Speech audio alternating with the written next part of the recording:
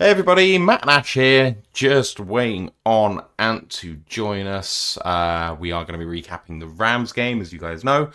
No live show for us yesterday because we were watching it together in London, which was great. Ash, how you doing, mate? I'm okay. I'm okay. Managed to get home safely from London, which is good, and just waiting for some dessert to be delivered because I'm a hungry boy. But I'm gonna have to treat myself because of what today is, and Hmm, also because we need to eat our feelings because that's what we do. the pain. Exactly.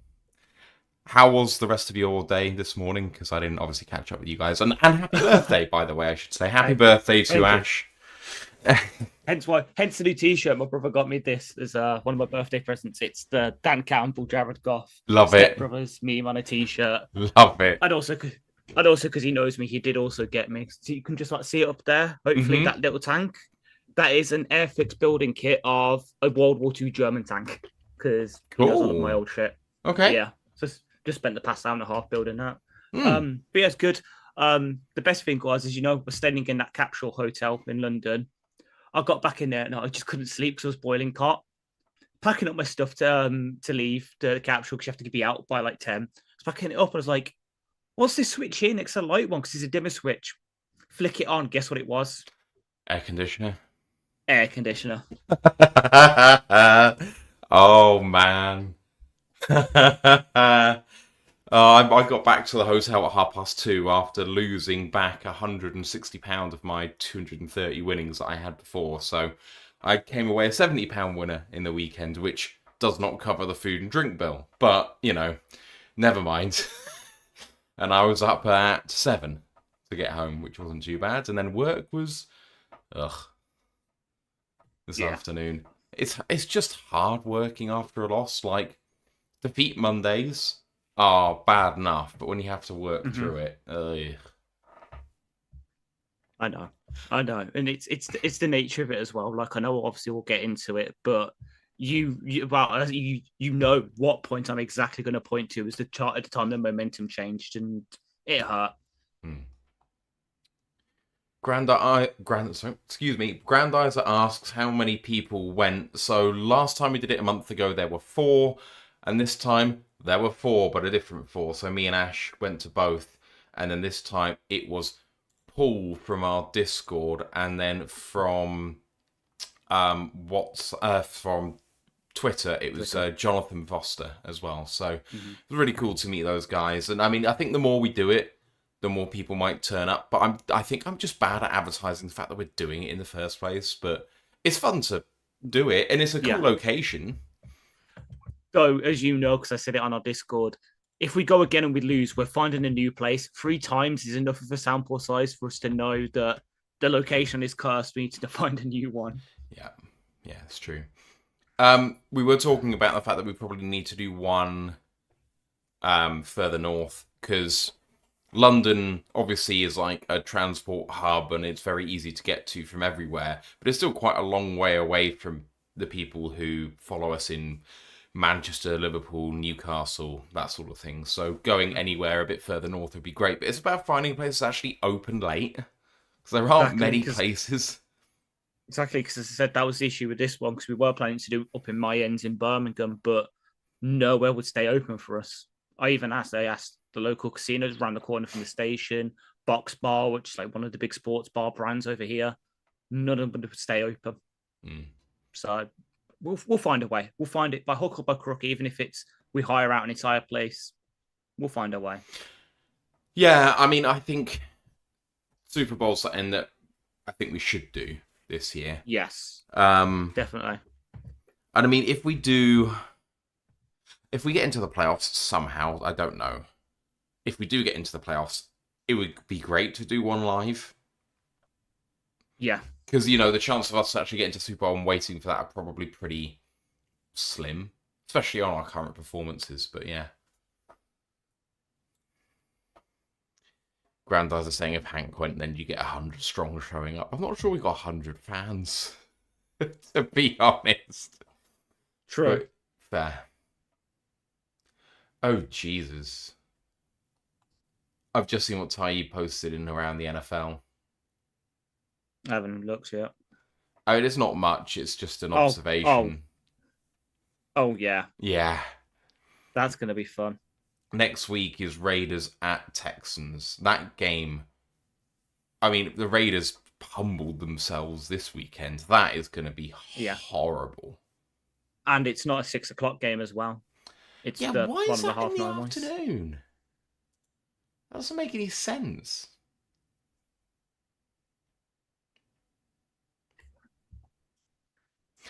Okay, I'm just going to send a quick message and sway. Oh, there he is. As if by magic. Good evening. How you doing? Not too bad. You all right?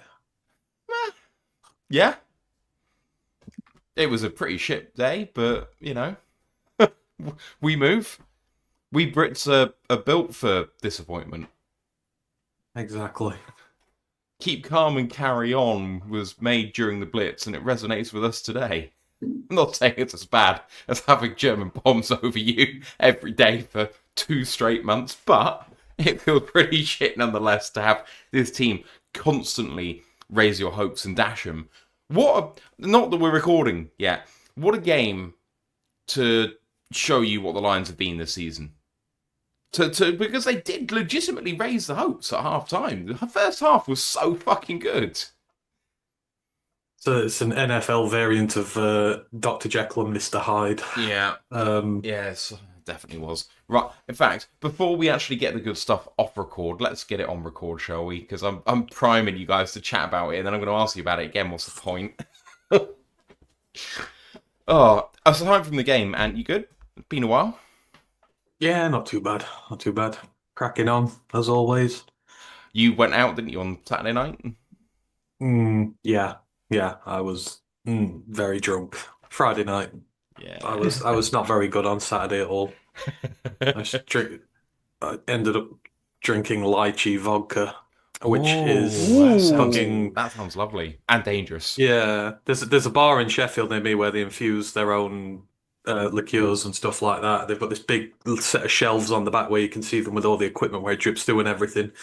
And it's the only time I'll really drink spirits when I'm out. And there was like toffee, tequila, there was all sorts there, but the lychee vodka was especially nice, and I lost a lot of hours Saturday to that. So yeah, I didn't do much this weekend. All right, let's do this. Mm-hmm.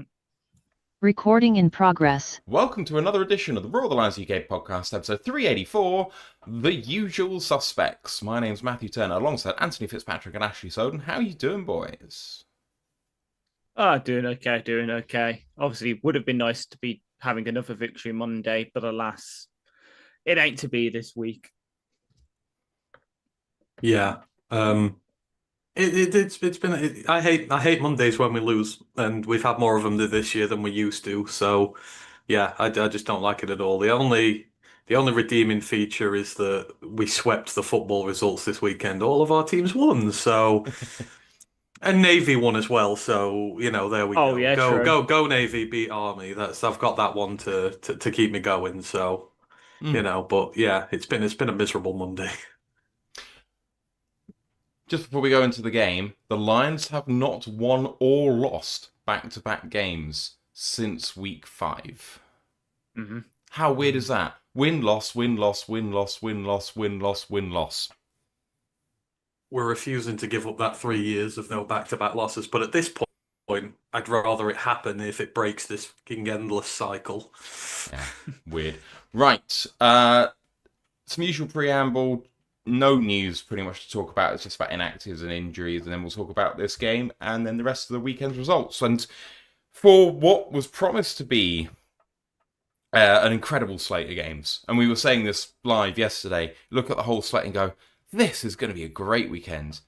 It disappointed apart from one particular man, one man who is a granddaddy. He did not disappoint. But everything else was a bit... we'll get into all of it. But first, please do join our Discord channel. Great place to chat Lions and pretty much everything else all year round. Link is in the live chat right now, and it's on the audio podcast as well. We'd love to see you there. And if I actually post the right link, that would be great. College football podcast and coming up. Bowl games happened this weekend, didn't they? There were some. They take place over like the next 3-4 weeks, so a few happened. There wasn't that much football this weekend, to be honest. Obviously, the FCS quarterfinals happened. That was nuts. But in terms of actual football, there wasn't too much. So it's final season mock drafts this week. So obviously, we do our half regular season mock draft, then we do our final season mock draft. So I think we're mock drafting this week. Just something a bit different. Sounds good to me. All right. Please do like this episode, sub to the podcast. You guys know what to do and how much it helps us out at our current level. Everything you guys can do to push it to everyone else makes a massive difference. So thank you in advance. Let's get into this. Inactives for the game. On offense were the wide receiver Dominic Lovett and left guard Coyote Awashika. On defense, defensive lineman Wingo and Lacey, cornerback Whiteside, safeties Joseph and Harper. And then injured in the game, Amik Robertson was being hampered with his hand injury, and then Eric Hallett had some cramping but returned to the game. I'm just going to move on, boys, because frankly, I don't think there's anything to write home about there. Going straight into the game review, then, the Lions fall to the Rams 41-34.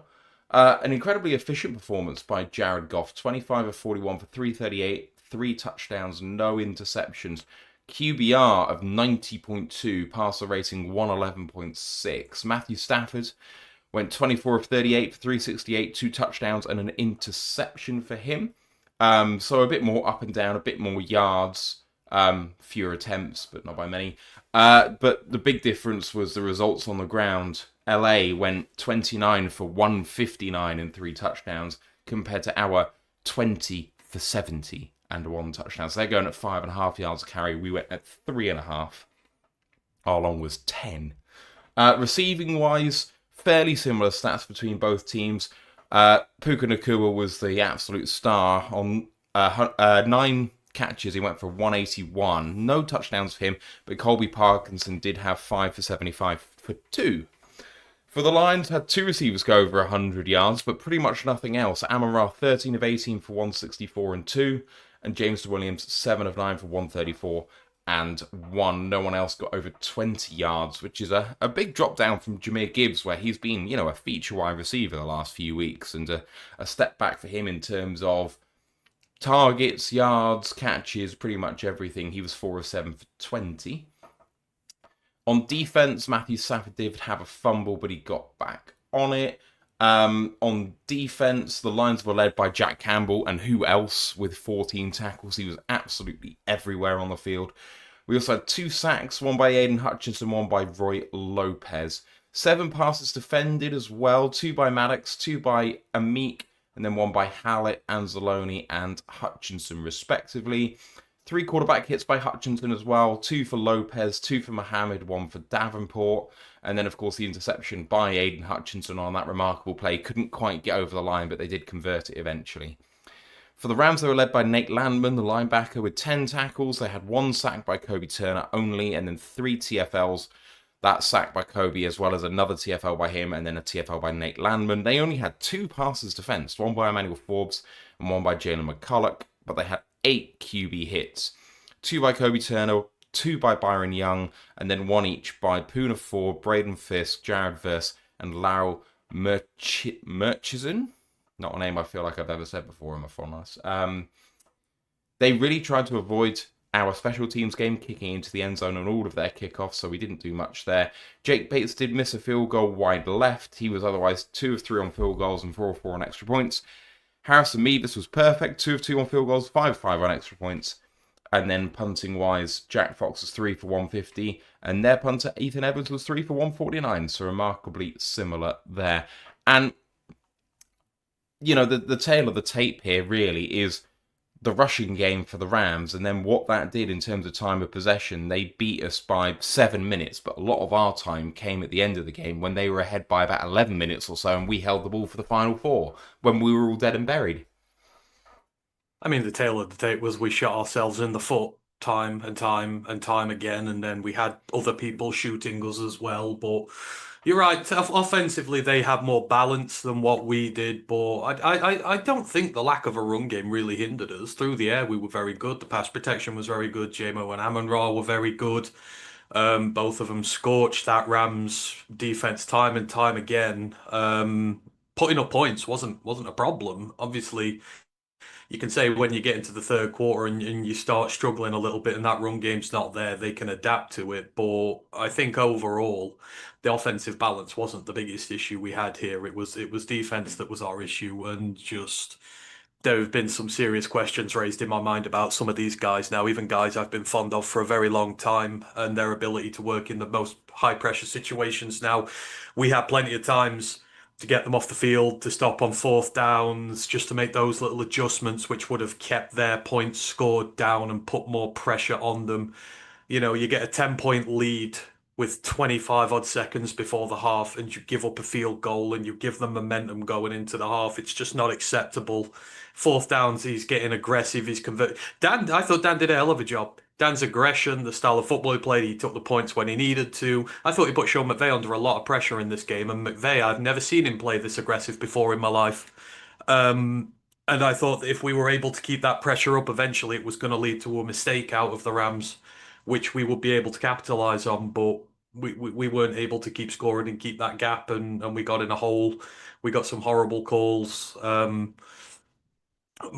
you know, I think overall, we'll talk later, whatever, but I think the refs calls were what turned this game. And I don't want to be that guy, but I think the severity of what they called and what they didn't call changed momentum when we were looking very good beforehand. So, yeah, obviously we would like to have got a run game in there, but offensively I wasn't too concerned because we got plenty of points, we got plenty of yards. It was just stuff that happened outside of that. Ash, before we go into the specifics, and the number one bullet point I do have is referees with another poor game. So we'll get into Ant's point there, but what do you feel about the game generally? I agree, and you know, but I said to you in the pre-show, and I said it to you yesterday when it happened, the almost back-to-back bad calls of the touchdown that wasn't a touchdown, and then the blatant JMO DPR that wasn't called. It just flipped the momentum. Completely flipped the momentum. Going into that half, we were happy. We were feeling pretty good. Again, we sort of cursed ourselves by going in that booth, and then the momentum goes because of that, and because of the sort of point flip of them suddenly getting an extra possession because we have to go 3 and out. We just lose possession, all momentum then. I don't know.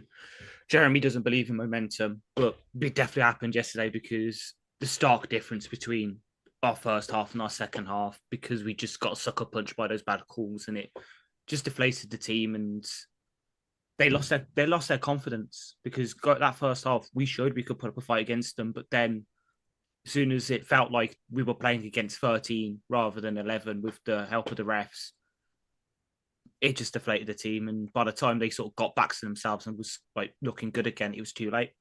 Like, we made it close again in the end. It was a 1-score game, but it wasn't enough. It just wasn't enough. And it's scary.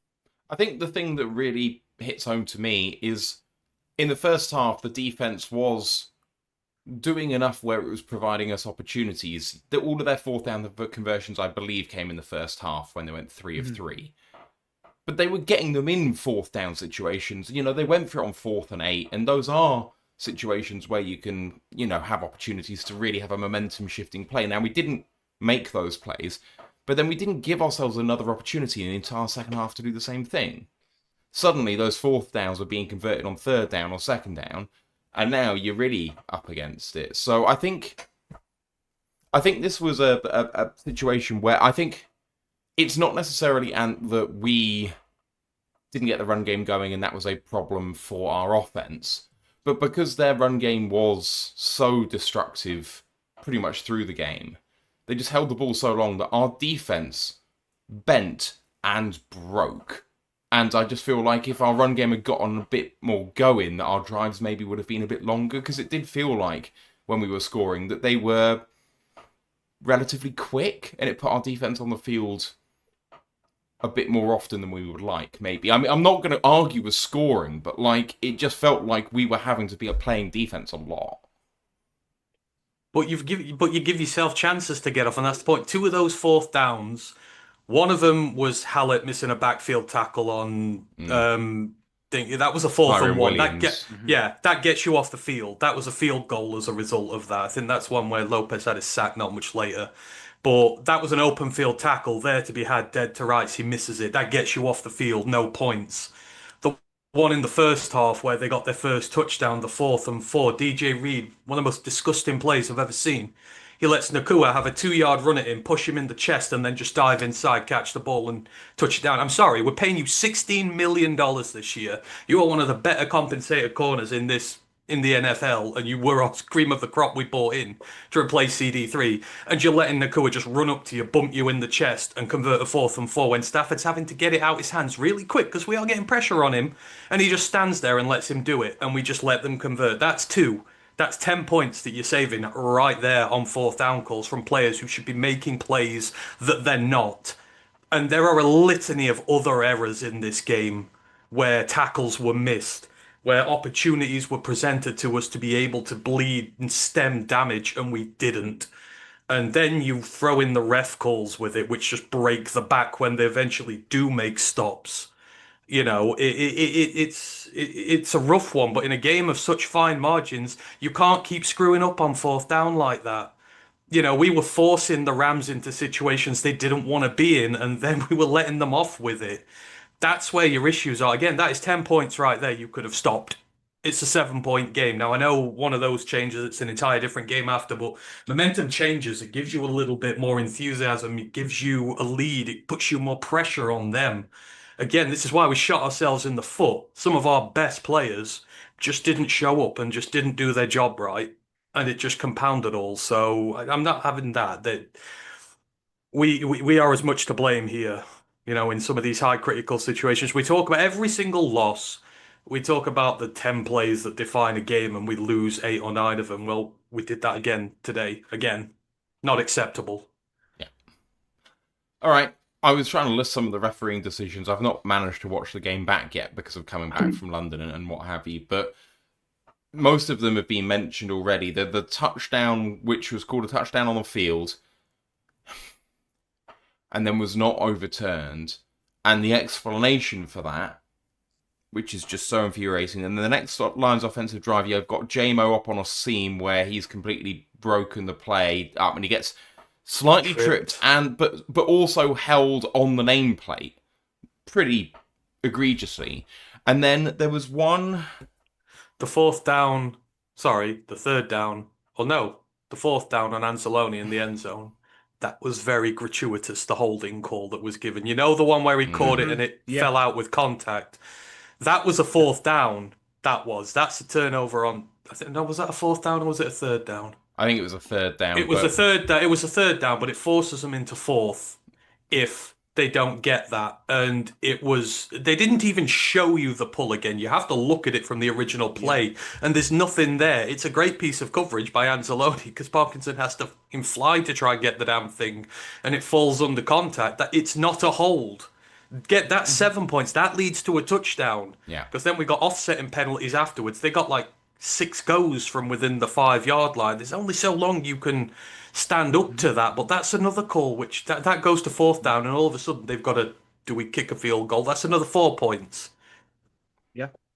The other one that occurred to me, which I put in the doc, was JMO was running from the slot, a kind of 5 and out or something like that, and he got he got bumped and then got taken out with the ball kind of going over his head, and like the timing of the last hit was probably fine, but the timing of the hit before that was not. And at the time it was kind of hard to see with the angle whether it was like JMO jumping into the defender, but it clearly wasn't.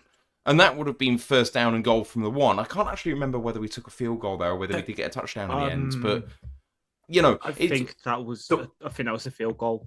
Tesla got interfered with quite blatantly on one. That was the play directly before Amon-Ra eventually got a call. They pulled one on Amon-Ra, but the play directly before that, Tesla was interfered with when the ball was meant to be going in his direction. Not called at all. Very blatant again. The multiple missed false starts by the Rams' offensive line. And I there will was say, holding all sorts. I There will was- say there the was all sorts. multiple false starts by Taylor Decker too. It wasn't all in our favour, of course, but yeah. it was all missed. Taylor Decker was half a second ahead of every single rep. And maybe he has to be if he's going up against Jared Verse, but, you know, I would love to see a well-called game once. Exactly, because I think that's our overall point, and it's going back to the Chiefs game. It's the second time this year where the first penalty that the other team gets is very late in the game, and yet for every little thing we're getting called for. Because I think the last one we had that they got called for was a DPI like late in the fourth quarter, like 2 for 8 yards for them. Us, okay, it says 4 for 25, but it's the timing of the stuff that's been called. Yeah. There was the offset one, wasn't there? Which technically counted, but it still wasn't. But it's so frustrating because, like you've always said, Ant, you don't want to allow the referees to give you the excuse. Like, you should be able to win in spite of that. But given where we are in our season now, if this game was called down the middle, I don't want to say we'd definitely be winning this game, but it would be a different game, like you said. It would be a very different game.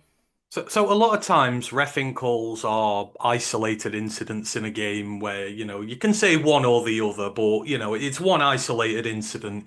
In this, it was how close together they were, and specifically first the touchdown that wasn't a touchdown with that bullshit excuse as to why it was. Obviously that is a big difference in what happens there, but touchdown for them, they get in front of us for the first time, I think, in the game at that point. Was it 27-24?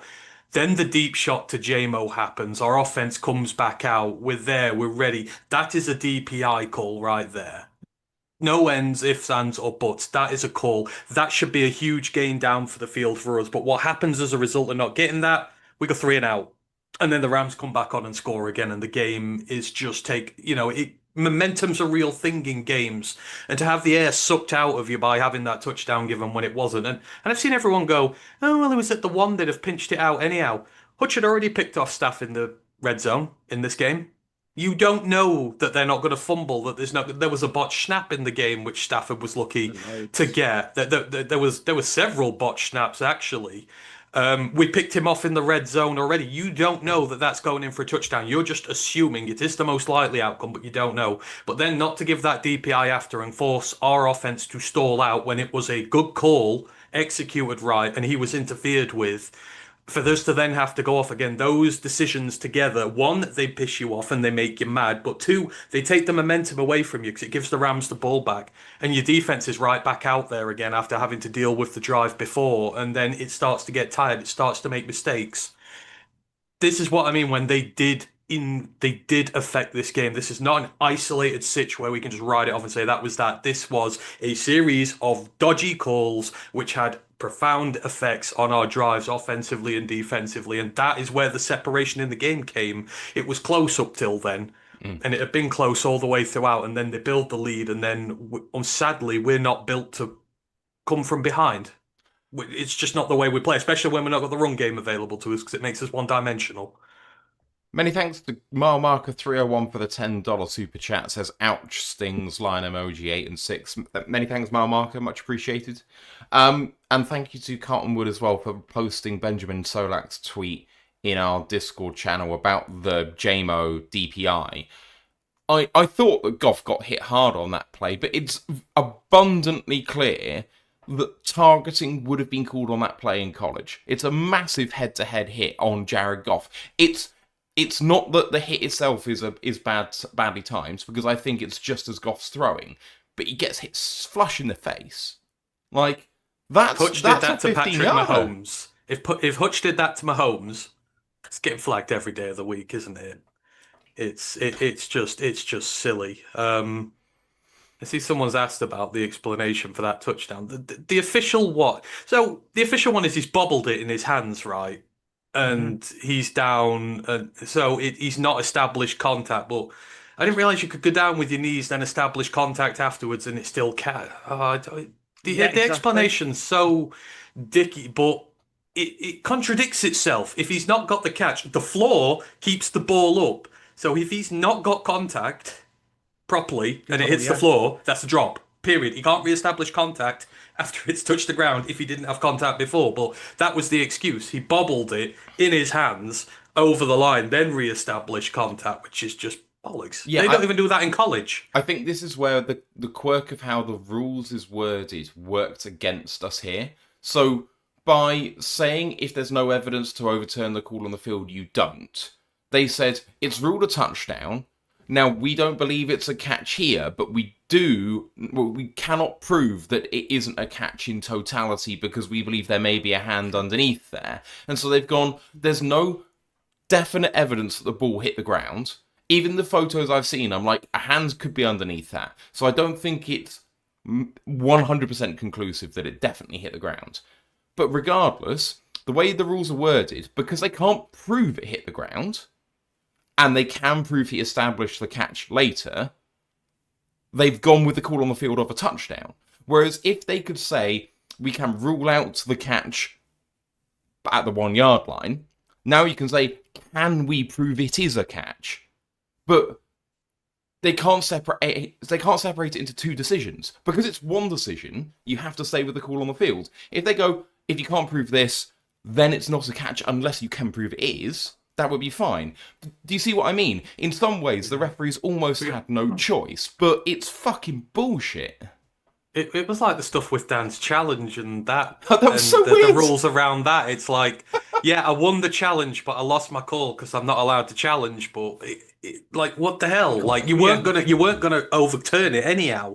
Dan had to call the challenge because they weren't going to overturn it, and then he does the challenge. Then they overturn it, but they're like, yeah, but you couldn't challenge that. So we Is were that either not what gonna... replay assist is for? Yeah, it's like It's we're not either... challengeable. It should be for replay assist. It's It like doesn't we have to weren't- be reviewed.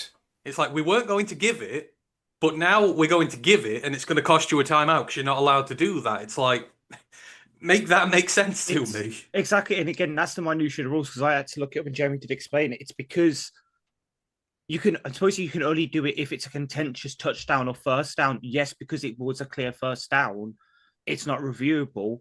But at the same time, as you said, as Matt quite rightly says, that's what it should be reviewed anyway. So because Dan's challenged it and you've had to fix your mistake, surely he should be able to keep it. It's a whole thing. It's just like, but going back to the touchdown, what makes it even weirder is within 2 minutes, everyone's like, wow, look at the video. You can see it's down there. They instantly delete the video. There's no videos of it up, but unless people have saved it. But then, as soon as they leave it a couple hours and they put the highlights up, what do they put as the thumbnail of the fucking video, the highlights? The picture, you can quite clearly see his knees down and the ball's at the 1 yard line. It's just these again with the challenge rule. What if you're at a 2nd and 30 and get a 26-yard gain and it's not a first down and it's not a? Can you challenge that? Can you not challenge that as an opposition coach? No, you can't challenge it. Exactly. So your defense gives up 26 yards when it should give up 12. You're not allowed to challenge that. It's stupid. Yeah. Like, why is he not allowed to challenge an incorrect decision? If an incorrect decision is an incorrect decision and should be challengeable. Well, for me, like I just said, that is why replay assist was brought in, to make quicker decisions, but to change factually incorrect things that aren't necessarily reviewable. It's fine that not everything is necessarily reviewable. Replay assist isn't a review. It's changing the referee's actual decision on the field in real time. They're not going back in some way, in the way that the rules are written. It's a live decision. Yeah. So they should just get that right. True. It's again, it's going back to that Chiefs game because it was similar in the opposite way where we obviously had the replay assist come in and obviously, yes, correctly by the rules, change our touchdown to Goff. But again, it's always his minutiae of what's challengeable, what's not, and all this coming against us for some reason. It might just because we've got our lines focused, and I know there'll be other fans of other teams who can clearly point to other times where random rules have gone against their way. So I'm thinking the Saints with the playoff game against the Vikings, where there should have been a DPI on Tommy Lee Lewis down the sideline. Tommy Lee Jones. I was about to say Tommy Lee Jones, and Bloody hell! It's Philip Tommy Lee Rivers is the Lewis. second oldest man in the NFL now. It's okay. Tommy Lee Lewis. Guys, I should know Tommy Lee this 'cause he Jones used to can get tell- out his little pen and we'll forget all of this happened. It's Yeah. fine. You could tell I was stuttering. So it's like, no, it's not Jones, but I want to say Jones. But him. His but- little pen. His little pen. You mean a neuralizer? Exactly. His Thank little pen. It's not a pen for one. Bloody hell, Yeah. Matthew. Man in Come on. Black was a long time ago. And It's about 27 years ago. no, it's called. Don't say that. Don't. Thank say that. you. Please don't say that. Thank you. I know because I will look it up, but I swear it was released in a It's certain year. It's No, funny. yeah, 1997. Oh, fuck Yes, off. 27. 28. Fuck off. 28. 28, years old. yeah, it's Good old. lord. Almost 29. It's funny. Brent says, has any other team ever won a challenge but lost a timeout? Didn't, when we play the Chiefs this year, they challenged something and they lost, but the refs gave them their challenge back because they were gonna. I vaguely remember a call where they challenged something against us and they lost it, but the refs gave them the challenge back because the ref said, no, we're doing this instead, but they did it after Kansas had challenged. So yes, Brent, there is a team lost the challenge and kept their review against us. It just when I saw him say that, I thought, actually, there is precedent that's weirder than that.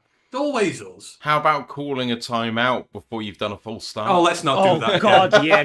Did you notice how yesterday he did that? They didn't show one replay of whether he did or not. You remember during the Philly game we got screwed with that?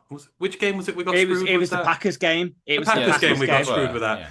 But do you remember they kept showing you the sideline view of it and like him not doing it? Do you notice in this one they didn't show you once whether McVeigh got the call off in time or not? Because that was a false start.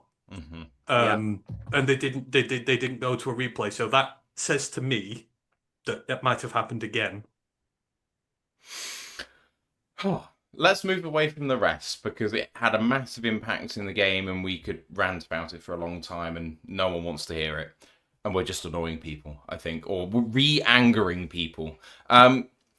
Moving on to the run defense, especially because Ant, you made an acute, incisive point on our Discord channel, which was basically we're paying between Aleem McNeil, DJ Reader, and Tyreek Williams a first-round pick and $120 million. Where did the run D go? Got any theories on what happened? They got bitched. Did they not? I mean, there was a play where one of Kyron's rushing touchdowns, Tyreek just got stonewalled. Completely and utterly stonewalled, moved off his mark and moved like he was a 5-pound toddler. Aleem on the first one got no push whatsoever. He just, I think it was the centre, stood him up, got underneath him, pulled him up in the air, and like he didn't move. There was nothing. I know Jeremy said how good their run blocking grades were and that, and it's a good unit, but we've invested to stop this from happening. One of my biggest gripes in the draft process is that our D linemen are too goal orientated on run defense. Like Davenport played this entire game. He's supposed to be a can crusher who helps deal with all this crap. Like, you've got a lot of money and investment in these positions, and this is what we designed ourselves for. We willingly got rid of pass rush, or willingly neglected pass rush to ensure we're good against the run. And now, we've been good for the, good part of the season and that in that regards. But these are the big games. These are the ones that matter. This is against one of the best teams in the NFC on the road, and our playoff hopes are hanging by a thread. This is why you invest so much money and picks into your run defense, so that when these big games come against these good teams who are good at the job, you have got a unit that can repel them. And they just did not show. I don't want to say they. God, I need to be careful how I phrase this. Oh, I don't know how I phrase it. They weren't good enough. They acted second best all day, and they were not as good as the people lined up against them, which is saddening for me.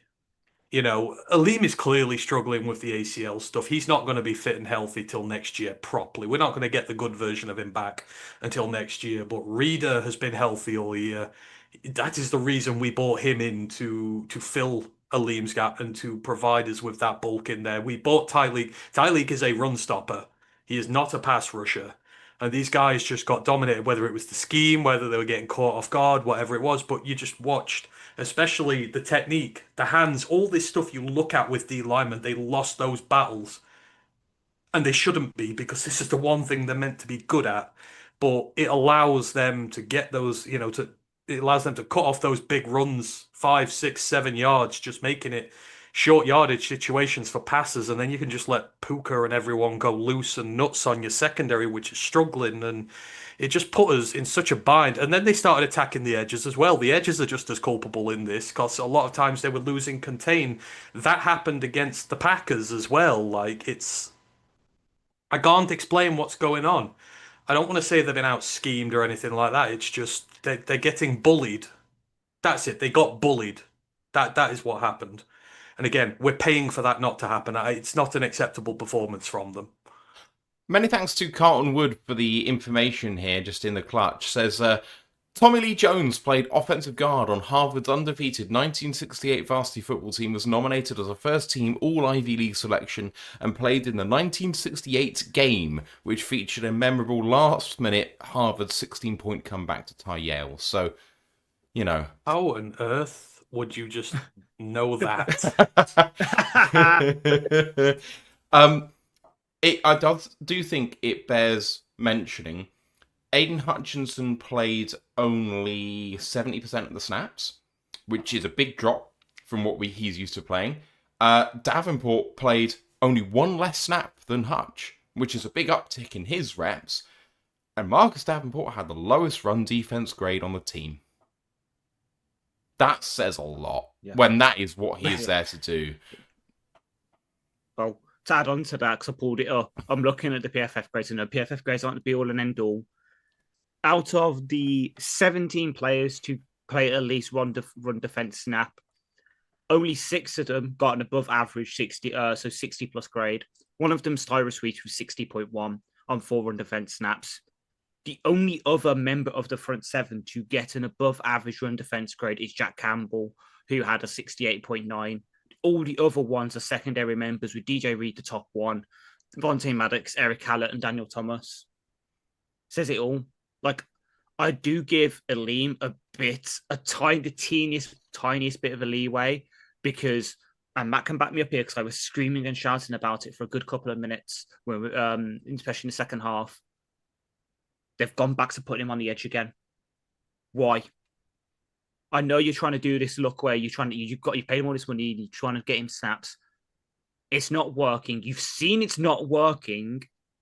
Keep him on the inside. If you can't get all 3 of the people you want out there, either play 3-4 or drop one of them. It's not working. Rotate them. Yeah. Exactly. So Ali McNeil played 56 snaps in this game. 41 were between the 0 and 3. 15 were between the 5 to 7. That's insane. I know it's 30% of his reps, or slightly less, but it's still a significant amount of the time he's out there. And just rotate them and keep them fresh, and actually have an edge player out there. Yeah. Mind you, maybe not Davenport on that. Maybe not Davenport, but even if it is, okay, you're putting AQ out there a bit more, or Tyrus Sweet, who I've just said, okay, he only played 12 snaps and 4 on defense. He wasn't too bad. He's somehow Tyrus Sweet on his 12 snaps in the game is our 7th highest graded defender, which says a lot about a defensive performance, in my opinion. But you've got him there. You had Tyler Lacey, who's supposed to fill this role. He was inactive for this game. We mentioned it on Saturday. We've re-signed Pat O'Connor to the practice squad. He has that kind of role. He is the big end. We're supposed to hope at some point maybe get Josh Pascal back. He plays this role. You've got enough players who can play the big end. Hell, if you don't like AQ there, Hutch has got the frame to play. You put him at the big end against the left tackle, and you play AQ against the right tackle. There's ways you can do it that's not taking one of your best defensive linemen, who is one of the most underrated free techs in the league, and whacking him out of position just because you're trying to get other people snaps. I do wonder with Aleem whether it's worth just significantly cutting his reps at this point, because he's suffering, and it's not doing him any good, him being out there at the moment.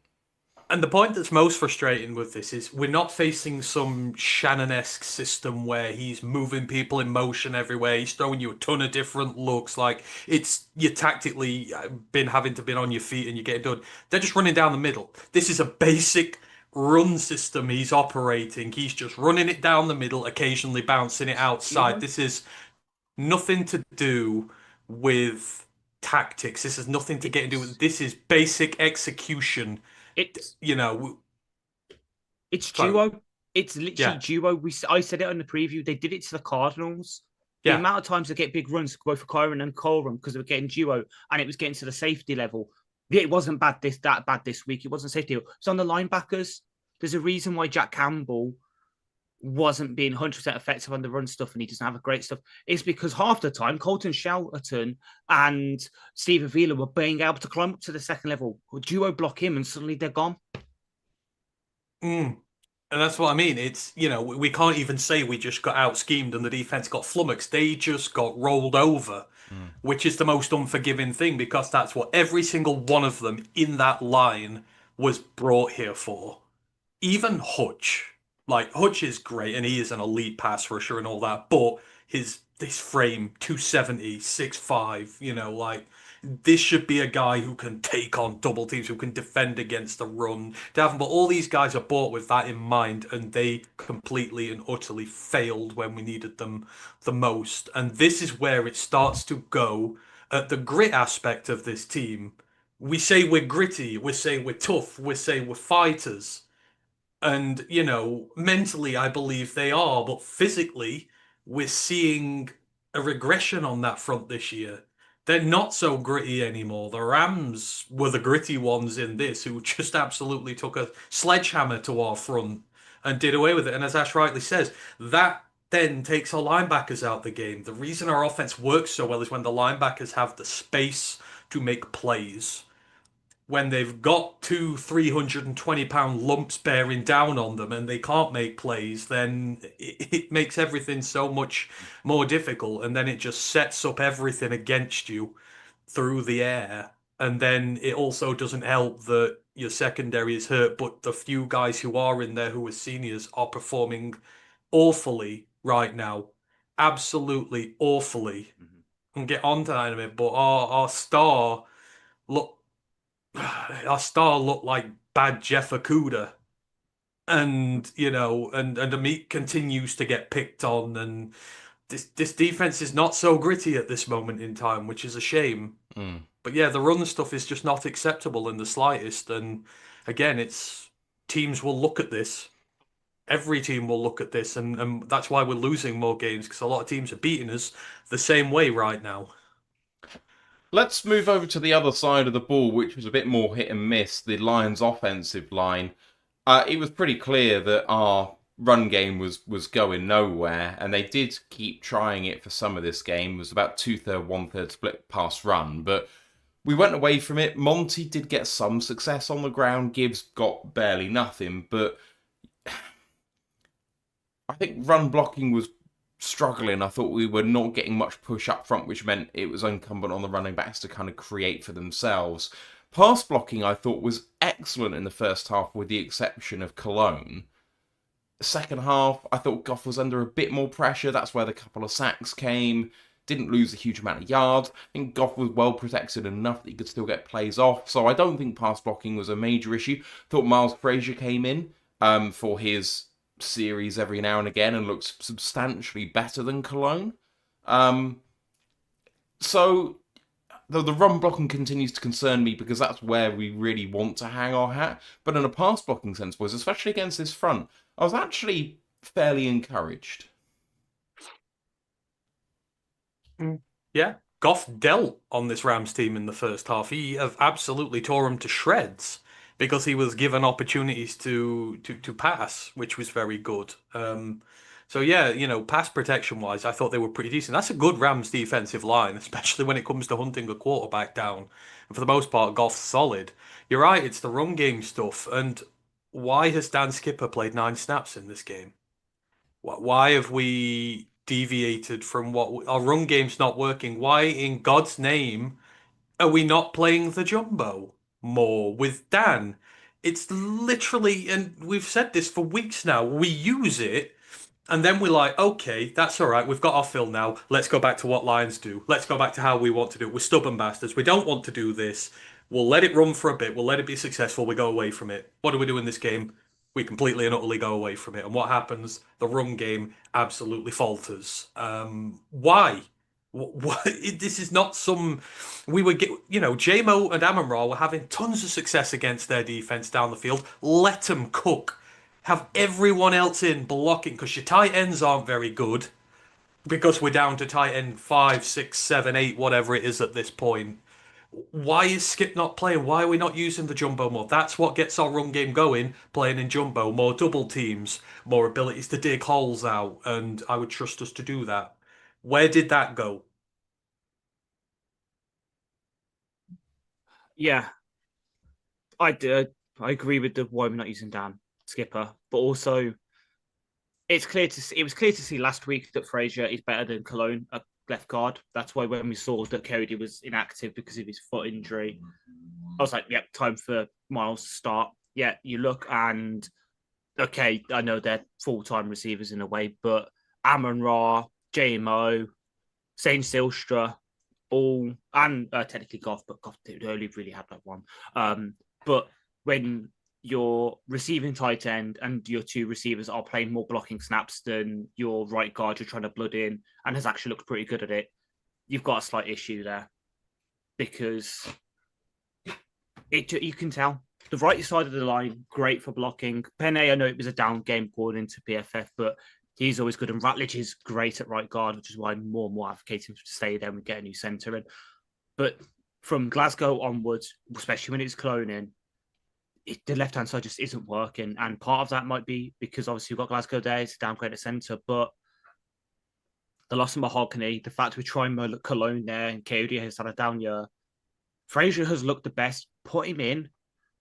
I know it won't probably happen this week now because Mahogany probably back off IR, but the clone experiment needs to end. He was only brought in, really, wasn't he, when Frank properly retired, and then he was brought in to be a backup in that situation because he's got experience there. End the experiment because it is affecting it, and I know this is a game to go broadly with the run blocking that Monty again had better running efficiency than Gibbs and better numbers. It's not because it's because he can take the 3 yards and maybe get through an arm tackle. Gibbs has got that kind of trait in him, and I do love it sometimes because it does work. But Gibbs, especially when teams try and game plan him out, which is happening a lot more because he is such a good running back. He is arguably a top 3 running back right now. Him, Bijan, and then CMC. But when teams game plan him out, it just happens, and he's unable to break the arm tackles out, and Monty doesn't. And it shows because it's, again, on our Discord is all the stats. All our losses so far this season, Gibbs had a worse rushing success rate than Monty. In all but the loss of the Chiefs where they tied, Monty's had a better rushing EPA per play. There's something there that we've got to work out. Why are teams so easily able to now take Gibbs out of the game in the running game? Like all of his good games recently, I'm trying to think of the one, especially against the Giants, I think it was, where all his success was through the air, this pass catcher. That's something else we need to look at, not just the run blocking, but how we're using our running backs and what situations we're putting them in, because it's not working right now. And I know Gibbs is on a generational run. He's about to break Barry's record for most touchdowns at the age of 24, for God's sake. He just needs one, which is why I bet on it to happen yesterday, and it didn't fucking happen. But we need to look at how we're using him as well, because we're not using him in the right way as well. And what was the best drive we had this game in terms of the run? The one when Monty's in. Yeah. And what did we also do with him? Play Monty at the Wildcat. What does that allow? Extra blocker in. More opportunity to get into the end zone. I don't know why we don't do Monty in the Wildcat a little bit more as well. There are things we can do, but Monty was the one, and on that drive alone, the one where he hit the perimeter, I think it was a 10 or 11 yarder, he stiff-armed somebody, broke 2 tackles, gets a first down out, and we moved the ball better. We mixed it in with the pass. Again, it was like the Packers game where we went to Jumbo, mince-metered them all the way down the field, scored a touchdown, then went away from it. We bring Monty in for a drive, go down with some semblance of a run game and score a touchdown, and then we never see it again. And we go back to Jameer again. And you're right, Jameer's inconsistency. Now look at his touchdown things. 3-0, 3-0, 3-0. For every 3 touchdown day he's having a 0 touchdown day because somebody's dealing with it. And in a game where you couldn't run the ball for the most of it, the most egregious call of them all, when you're chasing the game late on, you're at 3rd and 11 chasing the game, and what do? They hand it off for no gain. reason. No reason at all. No. If it was, it's staring you in the face. There is a big neon sign going up behind that Rams defense saying, "You cannot run the ball on us. It's 3rd and 11. What you're gonna do?" And we go, "You know what? Let's run the ball and see what happens." Even though there's a big sign up there saying, "Don't do it," and you get nothing. You waste time. You take a field goal. You don't even try to go for the touchdown there. I thought that was a cowardly call because then. You're down within 4. Oh, sorry, you're down to 7, not 10. All it takes is a field goal. They're 2 scores up again. Yeah. You need a touchdown so that if they only get a field goal, it's still a 1-score game, not a 2-score one. But 3rd and 11, you can't run the ball. You run it. It boggles my mind. There is just information there for them. They can see it, and they are just blatantly going, "Nah, you know what? We're right." That's what's infuriating. What doesn't make sense to me about that situation being 2 scores down is if it was a borderline long field goal situation, they have shown that if it's 4th and 5 and they can take a field goal to cut it to 7, where in that situation you're like, well, we're a long way out anyway, and you're quite a long way from the sticks, maybe taking the points is the wise thing to do.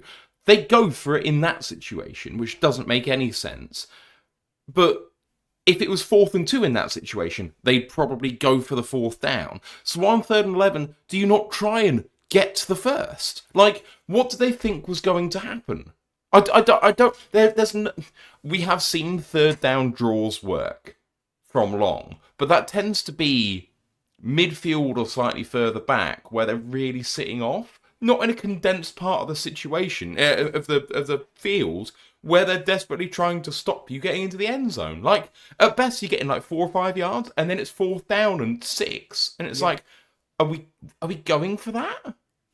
It doesn't make any sense. And it only works when the first is we're doing it when it was a shock. Now everyone knows that, oh, it's this kind of situation. It's a possibility. They game plan for it. Yeah. We need to, again, and it's something that we even mentioned on the Saturday show where we spent 5 minutes trying to come up with trick plays, off stuff. Use that against them. Have some form of, you've got a draw, what looks like a draw, and then it's like a jailbreak screen to JMO or something. Just something, a tendency breaker. Because that's part of the reason I think the Saturday, we're going on to the offensive play calling later, but... I'm going straight into it now. I'm going straight into it now. So that play call is an issue. But what about just generally the fact that when the game's on the line, 10 points back with 5 minutes to go, are we not fucking hurrying up to the line? Why is it that every play call comes in and we have to almost take a timeout to avoid a delay of game? Yeah. Or we're getting it down to 2 or 1 seconds to snap the ball when we're literally in hurry up? Like, the fuck is happening? Did it against the Packers, didn't we? Dan's excuse was he didn't want them to have the ball at the East. I think he's thinking too much in terms of how many possessions are left in the game. Get the damn points. When you're 10 points down, just get the goddamn points. Don't try and time this out methodically, because your defense are just not making stops at all, period. Get the points as quick as you can. This is a recurring theme for us now. We are lazy and slow at the end of games on offense, and we waste way too much time. Yeah. Going back to offensive... Oh, sorry. Ashley, you want to come on that at all? Or... Yes, so my additional point to that is just in this whole second half as well, we just fell back on our tendencies. There was no big shocks, really. Like the touchdown to JMO, part of the reason that was so good, other than it being a fucking amazing throw from Goff, is that it was a tendency breaker. We don't usually do that. We hit them for it, and they're like, shit, what the fuck? Oh, it's a massive touchdown. Second half, we almost went too conservative, and we're just like, okay, we've got the lead here. Let's just play to keep this lead and all that. And we just fell into the same old rhythms we always do. And then, by the time it came for us to catch up, we were doing, as I say, the whole thing of taking too long to get the play call in. And that means at the end where we are hurrying it, we have to do the stupid thing where the ref has to touch the ball to make it live, and we lose the game in that situation. but we also just went for the same old plays again. And that's why the Rams were able to stop us, especially in that sort of the last bit. Because they knew what we were doing before we maybe even knew what we were doing. On a positive on the offense, I was saying about the offensive line, they did some good and some bad. Amon-Ra has clearly been struggling almost all season, even either last week or a couple of weeks ago where he had 150 or so yards. He still didn't look quite himself. He batted one ball in the air, which caused an interception in that game. But in this game, I think it might have been the first time where he genuinely looks back to his old self, that he was back to that sort of game-breaking player that we've come to know and love over the years. Yeah. He was one of the few big players who actually stepped up and played like a big player for us when we needed him in this game. And he was just everywhere. Him and JMO, like, not having Laporte is hurting us. I think Laporte being out has been a blessing for JMO, because I think Goff has gone away from his safety blankets and he's been a little bit more adventurous downfield. But the two of them are working so good. JMO is stretching the field. He's creating pockets for Amon-Ra to get into, to exploit, which he was doing absolutely perfectly. I thought the two of them together were tremendous. And Amon-Ra's he's a model of consistency. The fact that he's on he's on like 1,100 yards again this year already, and we're saying he's had a down year in that he's not been as consistent as he normally is, but his numbers wouldn't say that. I agree, he's been struggling with injury, but yeah, he was tremendous. Another screen. I do like the screens in the red zone that to him. We've been successful with that a few times now. But he was great. And he looked like he was back to his best when we needed him. But JMO's the one. JMO he's transcendent right now. They couldn't deal with him, and the Rams struggled with him last time that we played him. He had that big one where he beat the old Bills guy by mile. But in this one, he was getting so much space. His touchdown in the end zone was just like there was no one within 10 yards of him. It was absolutely tremendous. Quite funny as well. Him and Amon-Ra ran the exact same routes on their touchdown passes in the end zone. It was the exact same play twice. They're just working so well. They're feeding off, and it was clear the Rams defense didn't know which one of them to go after, because when JMO got more attention, Amon-Ra got open. When Amon-Ra got more attention, JMO got more open. But kudos on the offensive line for standing in the pocket and giving Goff room to dial it, because we hit them early. Like, I think the third play of the game offensively, we hit JMO down deep. We got a first down to Amon-Ra already. It set the tone. It allowed us to bisect that defensive line for the Rams and kind of take them out the game and just put their defense at 6 and 7s. So, yeah, both receivers need a lot of. Oh God, yeah. Sorry, I'm invoking that thing now, aren't I? I'm thinking of the sports term, not the Gen X term, whatever. You're at 6s and 7s. There we go. Yeah, there we go. But no, both receivers need credit, because I thought they were big game players when we needed them to be. And with no run game, it all came down to those two, and they just delivered absolutely all the time they did. Mm-hmm. My build onto that is not only the Porter going out, but also when we had that week where Amon-Ra in practice, because then JMO in practice had to be the number one. He had to get those reps, and it's worked. And all I hope is, because we've seen this the past couple of years, where it's around now when this chemistry happens, we're like finally get together, and in the start of the next season, it's back to fucking square one again. Can we please just have it continue into next season? Because if we can have Amon-Ra, JMO having this sort of production, Laporta's back and he's healthy, Gibbs and Monty are doing what they need to do in the backfield, and then we've got Tesla then as number 3. He's getting worked in. Nice to see him getting some targets again and getting a lot more play in this game. Just wish he scored a fucking touchdown so I could get my bet in. I was going to win 400 quid off a £2 bet, but alas, that didn't happen. Literally all I needed was the Gibbs and Tesla touchdowns. I'm totally not salty. But if we can have that sort of production again, and we can fix the offensive line, because that is the big thing on the offense right now. Happy with the weapons, happy with Goff, which is probably our next point about Goff having a good enough game. We can just sort out the left-hand side of the line, inverted commas, with the centre, left tackle situation. This offense, we will not have to hear about the Lions are missing Ben Johnson thing again, because that fucking crops up somehow, despite us, being the number one scoring offense in the league still. Yeah, I think we talked about Goff a bit already, actually. So the only other thing I wanted to mention was about Stafford, because Ant, you mentioned that he was under pressure, but we sacked him a couple of times, and it felt big at the time. But in the end, they absolutely torched us through the air, and some of that is the secondary playing poorly. But I don't think we generated enough pressure to hurt them. I thought he looked pretty shook early. There were There were a some few bad throws misses, from yeah. Staff. The Staff, he missed Parkinson, who was wide open on one. He made some ill-timed throws. The one to Hutch straight at him, Yeah. like kind of. I thought we'd actually rocked him early. And again, this comes back down to the whole we're not converting on fourth downs. You shut down those couple of drives Yeah. and turn them away, and they've got less points. I think you start getting in Staff's head a little bit, and I think we did. There was one where Al Qadim absolutely pile drive the bejesus out of him. I think it was just before that fourth down. Yeah. And he had pile drive the bejesus out of him, and that thing could have been picked. Like, they were putting him under some real pressure. There was only one QB who looked like an MVP in that first half, and it was not Matthew Stafford. I will say that right now.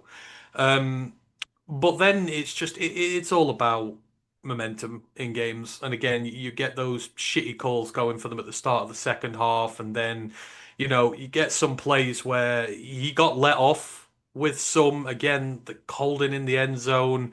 DJ getting absolutely rinsed by Puka on two deep ones, which really shouldn't have been there. I thought his receivers bailed him out a lot in this game. Staffs, obviously, he still had a very good game, and he grew into it as the end went on, and he can rip it better than anybody in this league. But I thought we did a good job with him in the first half, and we just kind of lost the grips on him a bit in the second, again, because of mistakes we made as a team. But if you're going to ask me who's the better quarterback on the day out of the two of them, I think Goff's got a reasonable argument to say it was him, not Staff.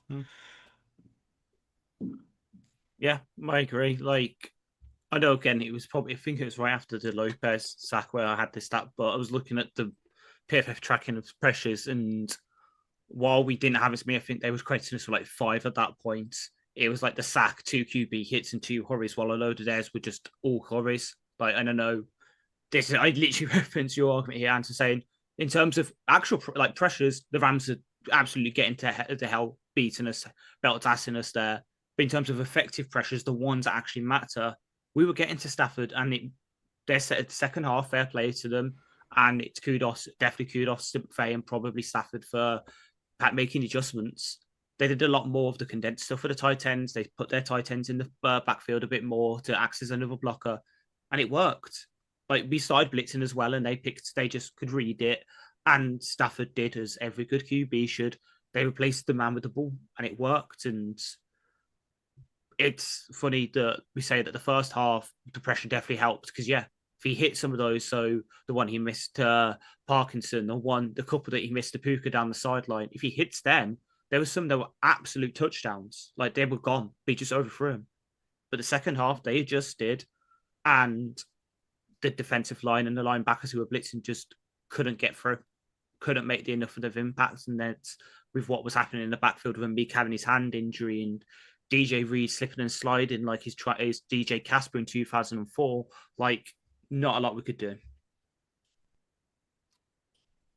All right, let's move on to stock up, stock down, shall we? Who deserves a shout out this week? Maddox. Vontae Maddox, like, stepping in the branch role specifically and not looking out of place. I know he missed the tackle, but he made 6 overall. He got he's not credited for a run stop, but I think he was definitely on for 1. And then he was targeted once for no receptions, like in the back end as a stabilizing force when, you've got Eric Hallett, who is a jack of all trades, master of none, and Daniel Thomas subbing in next to you. He was a nice stabilizing force in the back end. I'll give the defense one as well. And you know what? I think Roy Lopez is fighting his absolute heart out on this team right now. When our 2 stars went to sleep and couldn't be bothered in this game, Roy Lopez played his absolute ass off. Even as a pass rusher, which he's not known for, he went through the right guard. Dotson.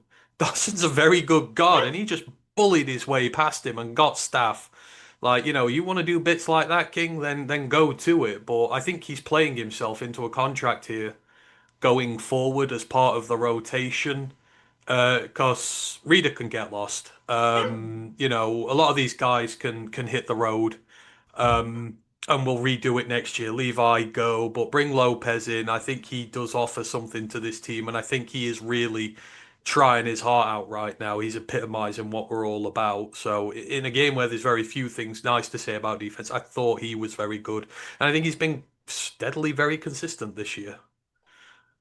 I will put my hat in the ring for Jack Campbell again. I thought he was magnificent in filling the running lanes. In a game where we kind of struggled to hold up against the run, he was the only one that really had a good game when it came to being exactly where you should be and wrapping up and actually bringing people down. I think everything else falling to pieces around him is not his fault. He's only one man, like 14 fucking tackles. And he's gone from having some reps where he's a little bit of a liability and that kind of holds him back to the point where he's just super consistent and always where he should be.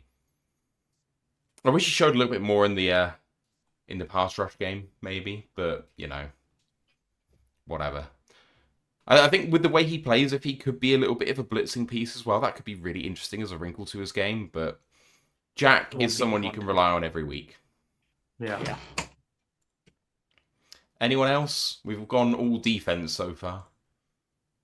I mean, I would put JMO in there again, just simply because of the consistency of play now. Take the Giants out of the equation. 5 of the last 6 games, I think 90 yards is the lowest he's got in the game. He has just steadily become Mr. Consistent, and it's not just all about his deep field threat. It's all over now. Like the trust just seems to have come from nowhere, but he's playing his best football, and they could not deal with him yesterday. And that's why we were in this game. As much as Amon-Ra was in there as well, JMO just has the ability to make them splash plays that Amon-Ra can't sometimes. And for him to come on the way he has, we're seeing the best version of JMO now, and he's about to stack back-to-back 1,000-yard seasons. And it still feels like there's so much more we can do with him. It's scary at this point, but yeah, when we've needed JMO the most, he has stepped up for us once again. So JMO has to get a big up for this.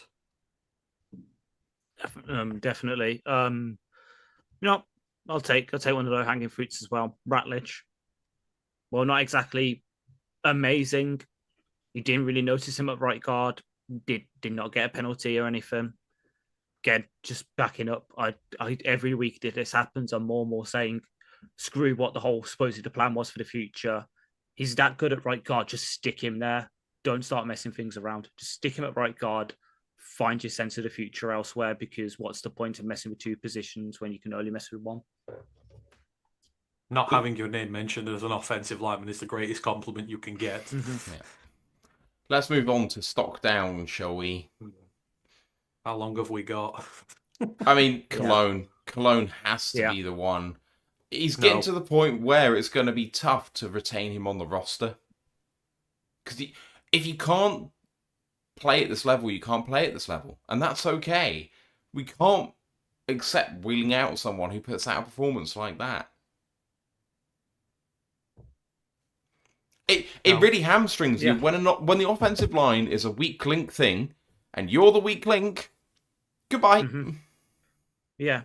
And I know it's not his fault he's been thrust into this left guard role when he was brought in as a backup at centre, basically. But at the same time, you've been trusted with that role. And yeah, if you're the weak link, then yeah. And it's when you've got a rookie breathing down your neck and you've got Mahogany coming back, and this is your chance to really show out and maybe get yourself a contract somewhere else next year, because with Frazier, with us having Ratledge, Frazier, Mahogany, potentially another interior piece we're going to draft, because we just need to build a depth there. He's lost himself. He's going to be a camp body next year for a team, and maybe he'll stick to a team's roster practice squad. But when this is what he's put on tape for us, and we've seen as one of the teams that are great at developing offensive linemen, along with Philly and arguably the Browns for a bit. Yeah, he's done. Okay, I'm going straight for him. DJ Reed.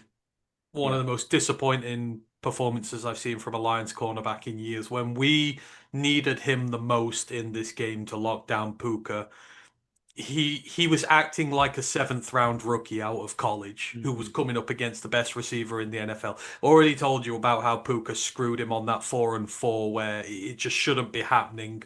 Like, you should just be manning up, getting in his grill, and not allowing him to get that ball there. But the two deep downfield, there was one, I think it was the second one, the really deep one from Puka. Puka's just weaving in, out, in, out. Reed's trying to grab his shirt, just gets his legs all in a twist, and he tumbles over. What the hell are you, man? Are you a true freshman in college who just doesn't know his arse from his head at this point? No. We're paying you $16 million a year to get up with him, and I'm trying not to rag Puka here because I spent years absolutely lighting him up, and he's been even more than what I thought he would be. He's just been so good, but Reed just got absolutely dominated by him. He just, like, he was staying in coverage with him, then Puka just turned on a nitrous and just got, and it's not his main attribute. Speed is not Puka's main attribute, and he's just leaving DJ Reed in the dust. Like, why are we paying you $16 million a year? This is not a lack of secondary. He's in a one-on-one, and he can make them plays himself. He doesn't need any other guys to do it for him, and he failed miserably. He's just not fit, is he? Like, I'm just going to say it right now. I'm not going to eviscerate the kid. He's not close to being 100%. He should not be on the field. He can't. You're right. The speed's an issue. You have a look at the injury he had. He's severely hampered in his speed. Like, he's much faster than that. The only thing that can be true here is he shouldn't be on the field. Play Nick Whiteside. Play Rock Ya-Sin.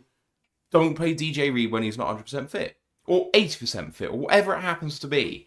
But he's moving around like a guy from side to side that's kind of okay. But at speed, he can't carry that agility. I don't think he's a massive problem because we thought at the start of this season, he looked fucking good. It's only been since the injury and when he's come back that he's totally fallen off a cliff.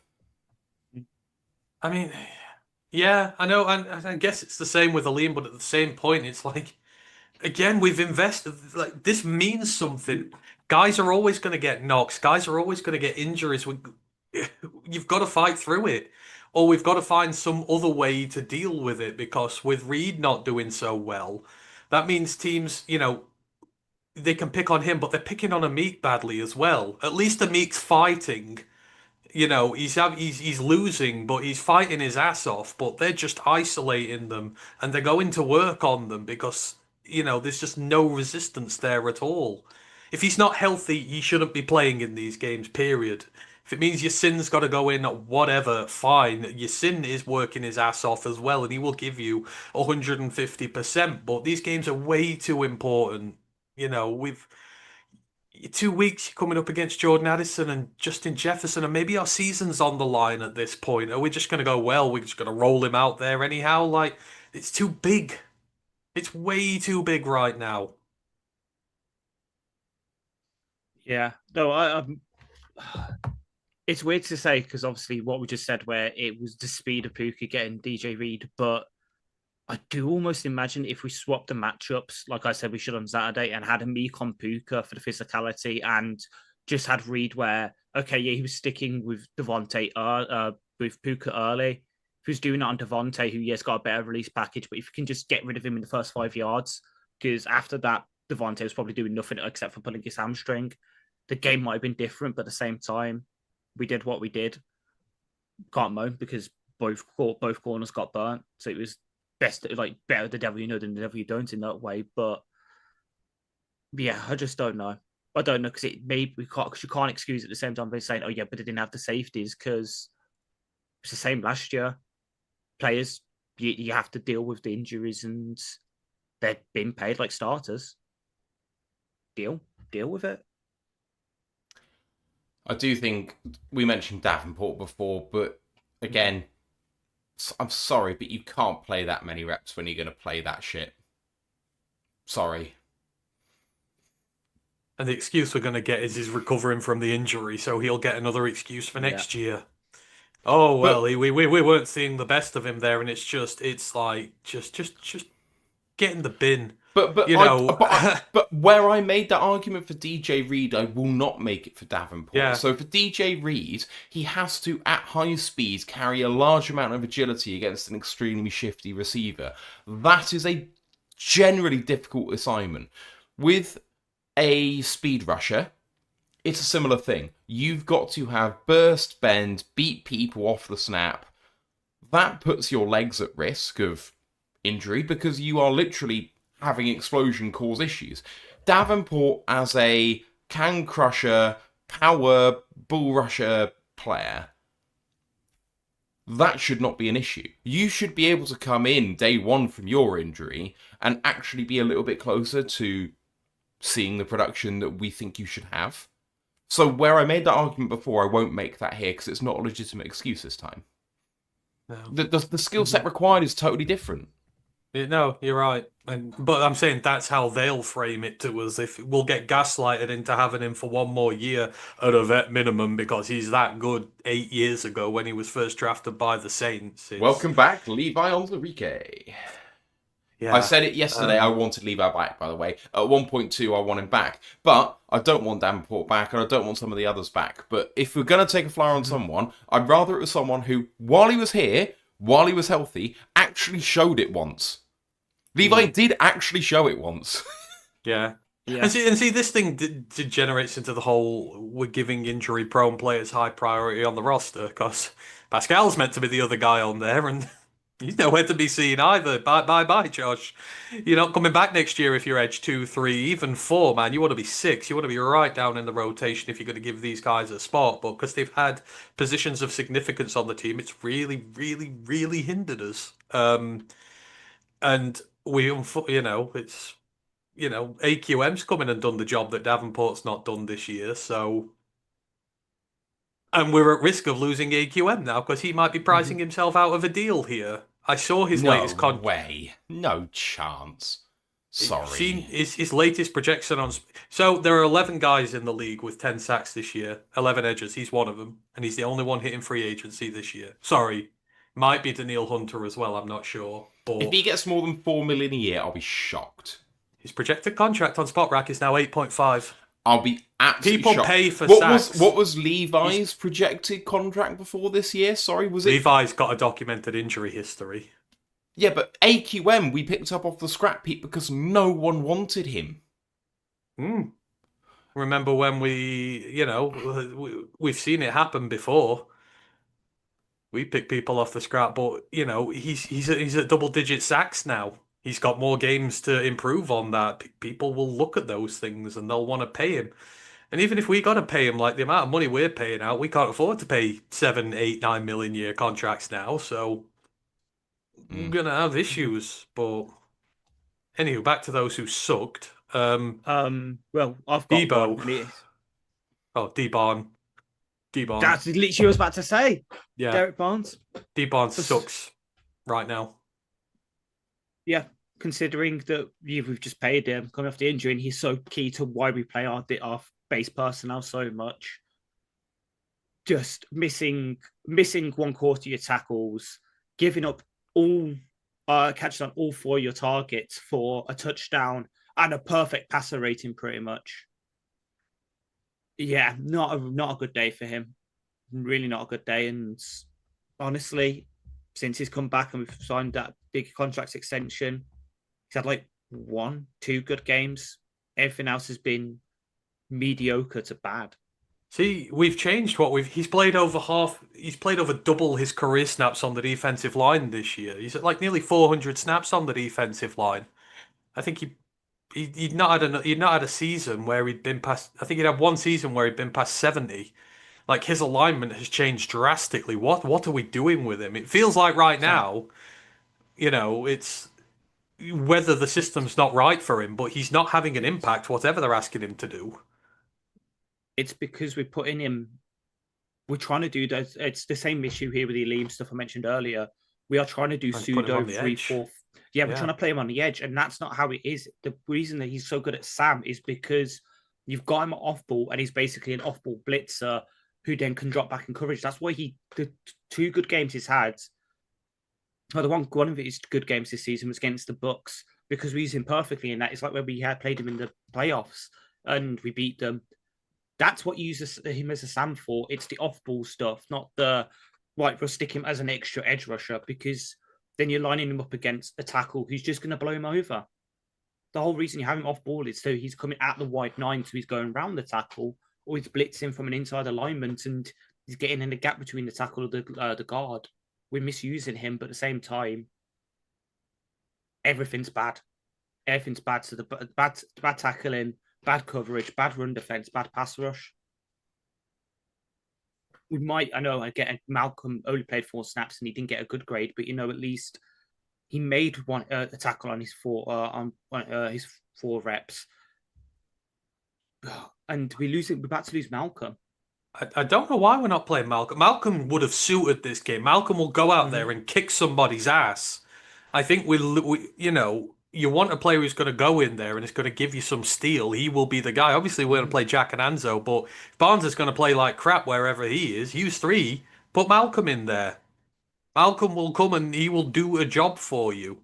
He's had more than enough time off his injury now. They've weeded him back in. Like, he's a kid who genuinely gives a damn and one of the few who will still play in his old traditional way of he's got a lot to prove and he will go through anyone and everybody to prove it. So I would love to see Malcolm out there more. And if it means sacrificing D Barnes' position, then fine. Get rid because he's just not doing it.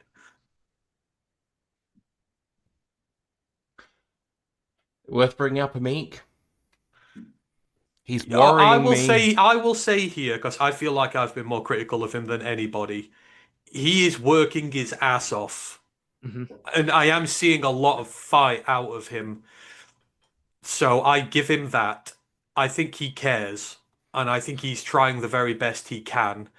But you're right, he's struggling. And again, there's too many he's getting picked on. I think he's set a career, he's on course to set a career high in missed tackles. He's already set a career high in terms of touchdowns given up this year. He's setting a lot of negative career highs this year, but he has also been vaulted into a position where he really shouldn't be, which is one of our lead corners because the other 2 have been out for extended periods of time. But because I naturally seem to want to criticize him, but I was in this game and I found myself thinking, I at least appreciate his effort and what he's doing. I think he really is trying his arse off, but he has certainly not earned himself a big contract here next year if he wants to come back. I think if he wants to come back, he's going to have to take a little amount of money and go down the depth chart with Rakestraw.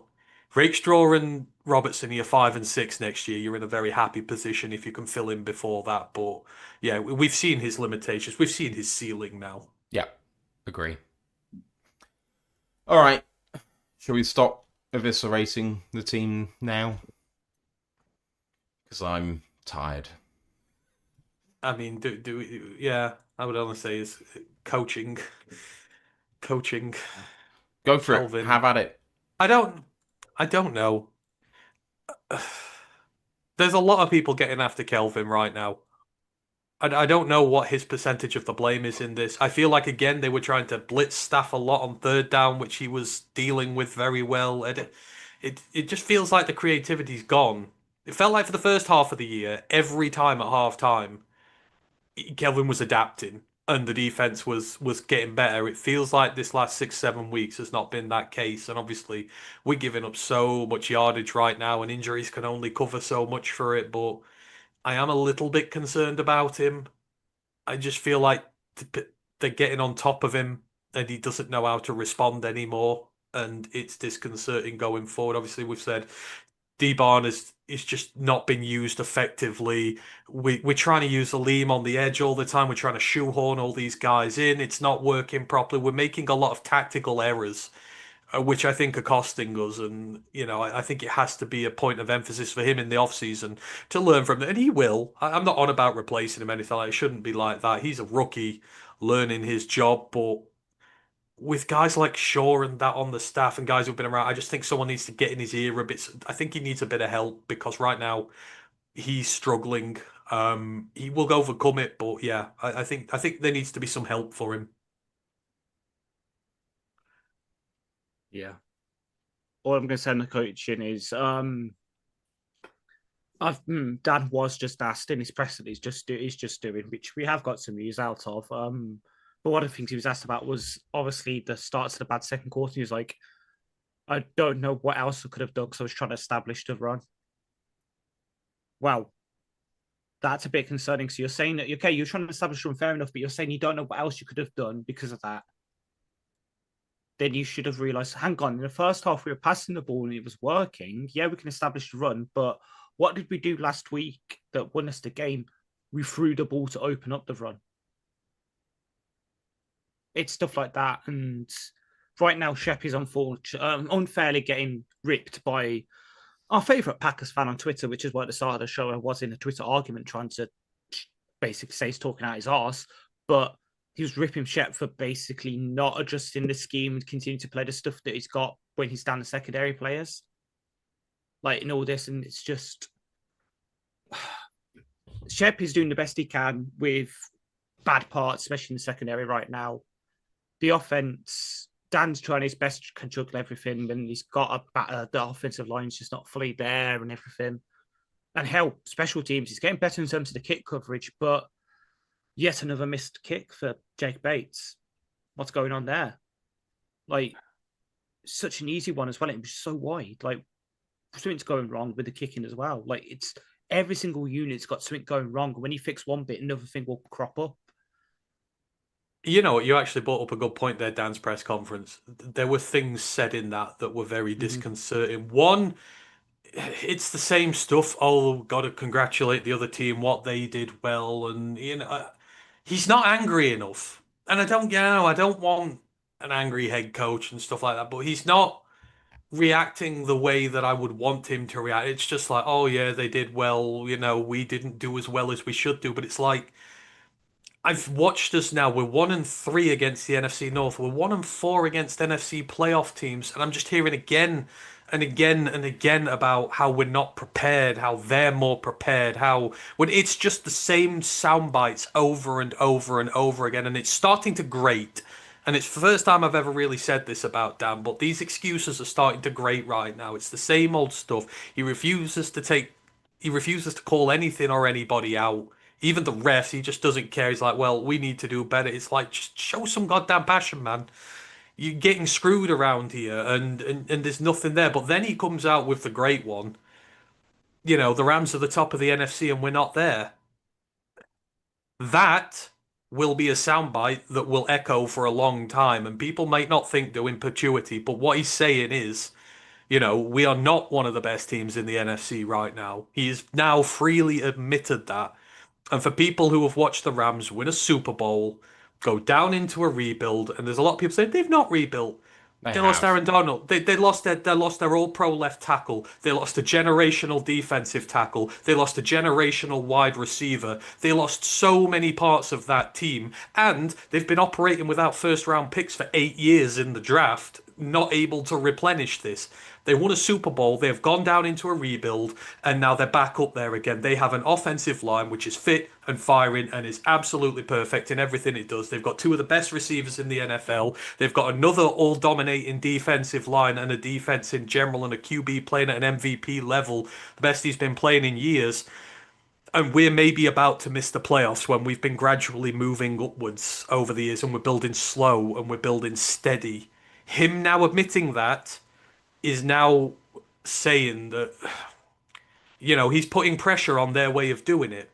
Because if we're going to sit and watch other teams go up to the top, come back down, and then go back up again, and we're not getting there, there's going to be questions asked of the way they're doing this. And I think this off-season is the first time they have to deviate away from this slow build draft stuff. They have to start thinking about trading some of the younger guys, rebuilding their draft capital up, attacking free agency with a little bit more aggression, and maybe targeting specific areas there, because we've got a lot of problems to sort this year. And him saying that we're not at the top of the NFC again right now, freely admitting it, is putting a timeline on him. I was surprised to hear him say that, and it's very disconcerting that we are doing the long build with these guys, and we're not in their league anymore. It's the same thing happened to us 3 years ago, right?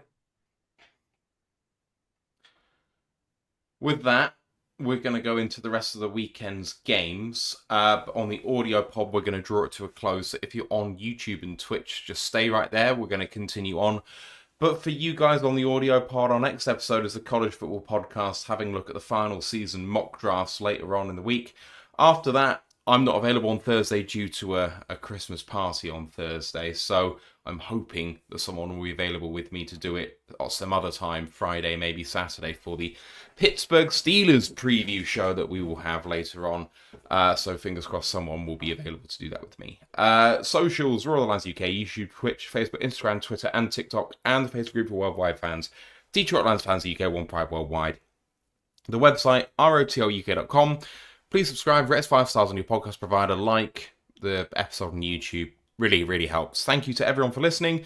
To Ant and Ash for doing this for me. Hope you have a great rest of your week. We will see you very soon. Let's go, Lions, One Pride. One Pride. One Pride. Recording stopped. Rest of the weekend's games. Starting with, because we already did Thursday Night Football in the preview, the Browns at the Bears.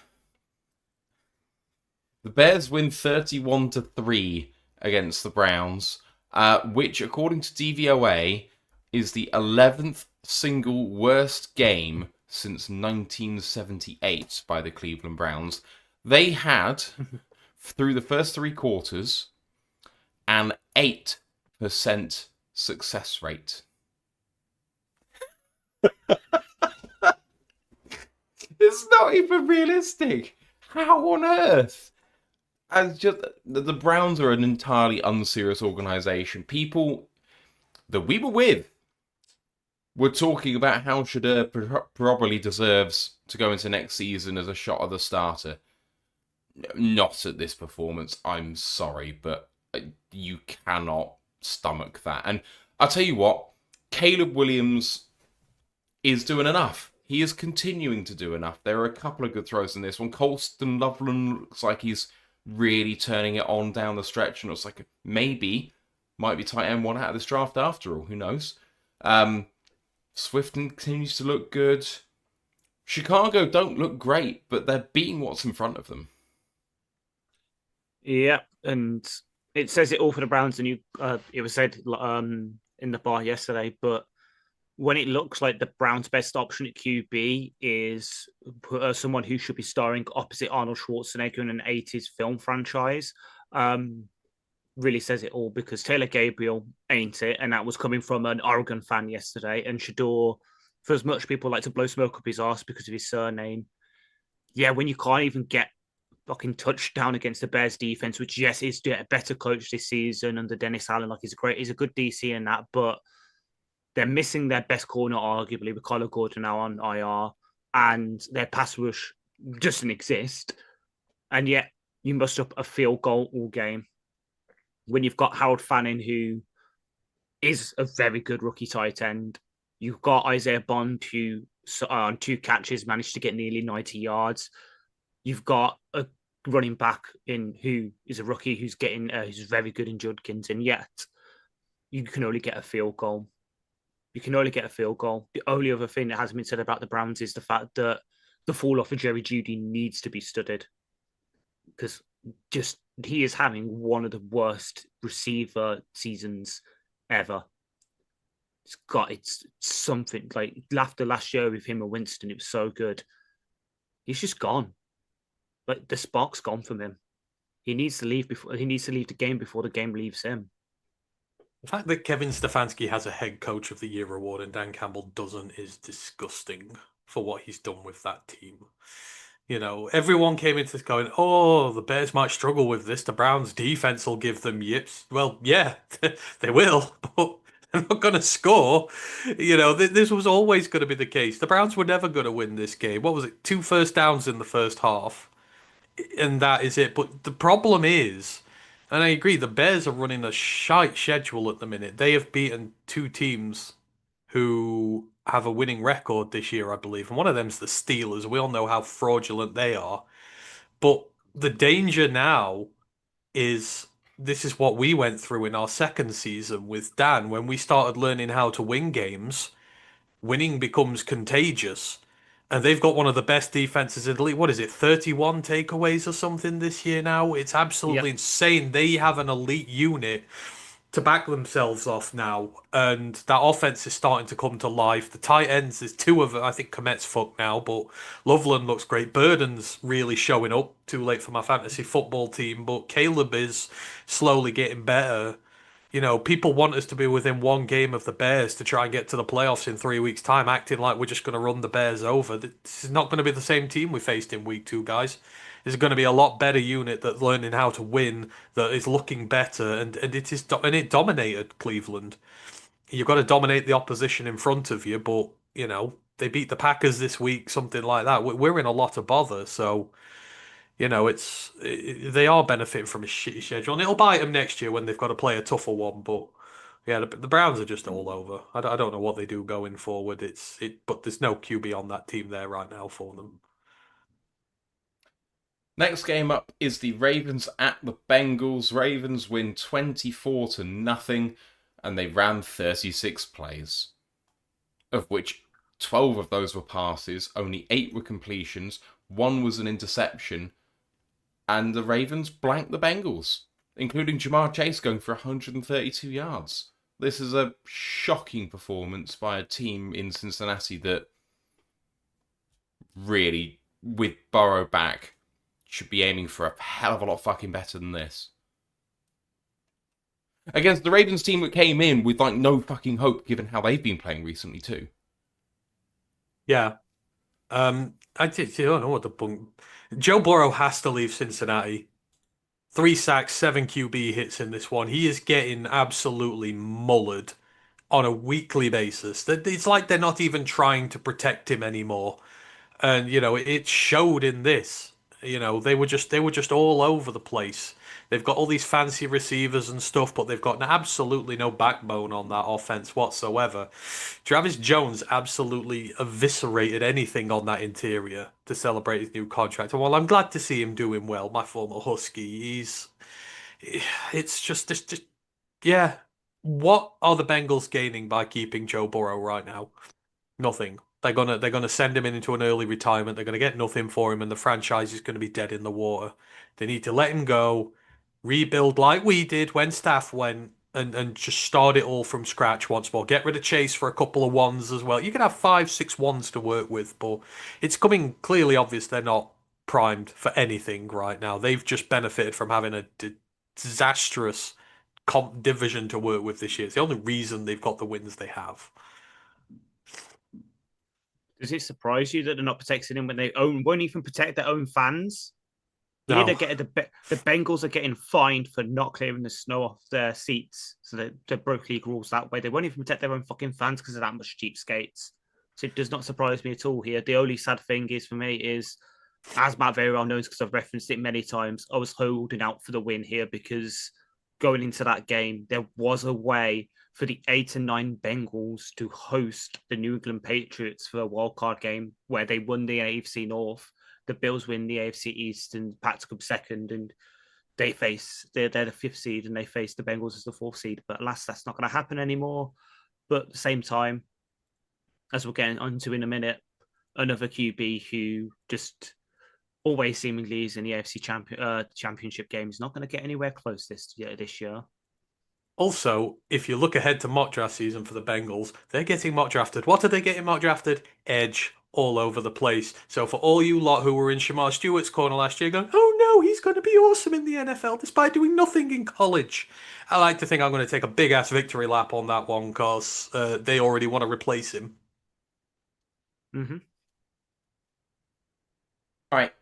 Next game, Chargers eliminating the Chiefs 16-13 in a tight game where neither side looked particularly good. And Marion Hampton looks okay coming back. Herbert was under all kinds of pressure. Mahomes obviously has torn his ACL. He might be out for 9 months, affecting his availability deep into next season. I don't know what else to say, but it feels like a turning point for the Chiefs team negatively. This is the end of an era, potentially. Mm-hmm. It really does. And I say end of an era as in like a dominance force, not writing them off completely. They could still win a Super Bowl. Like, Of course they could, but I don't expect them necessarily to make the championship game every year anymore. That's what I mean. Yeah. So yeah, it's definitely end of an era. They're going from their sort of red era into their reputation era now, where they're going to have a bad rep and they're going to have to work and get back into people's good graces. Hope people caught that reference. But yeah, the good one good thing that you didn't mention, and I'm kind of maybe still Ant's point here as well. We talk about rookie tight ends. The connection that Herbert and Aranda Gadsden have is amazing. He is. He's very good. I don't know why he fell so far in the draft. It's his medicals, but good to see these guys do well. But this was just basically a game of which quarterback was going to get hurt first, because neither offensive line was protecting their guy, and it happened to be Mahomes who got hurt first. But it makes me laugh, all like these Broncos and Chargers fans just like kind of dialing up on the Chiefs, going, "Oh, you're not making the playoffs this year," and I'm just there like. They've won 3 Super Bowls in 5 years. I don't think they give a toss that they're not going to the playoffs this year. I would take 3 Super Bowls in what is it, 5 years, and then miss a playoff, and I wouldn't care. In fact, I'd probably be glad of it just to have like an early finish to the season for a change. It's like wrong time to flex, guys. If one of y'all can win a Super Bowl, then fine. But flexing on the 3-time recent winners of a Super Bowl, not making the playoff once, is not. It's not it, bro.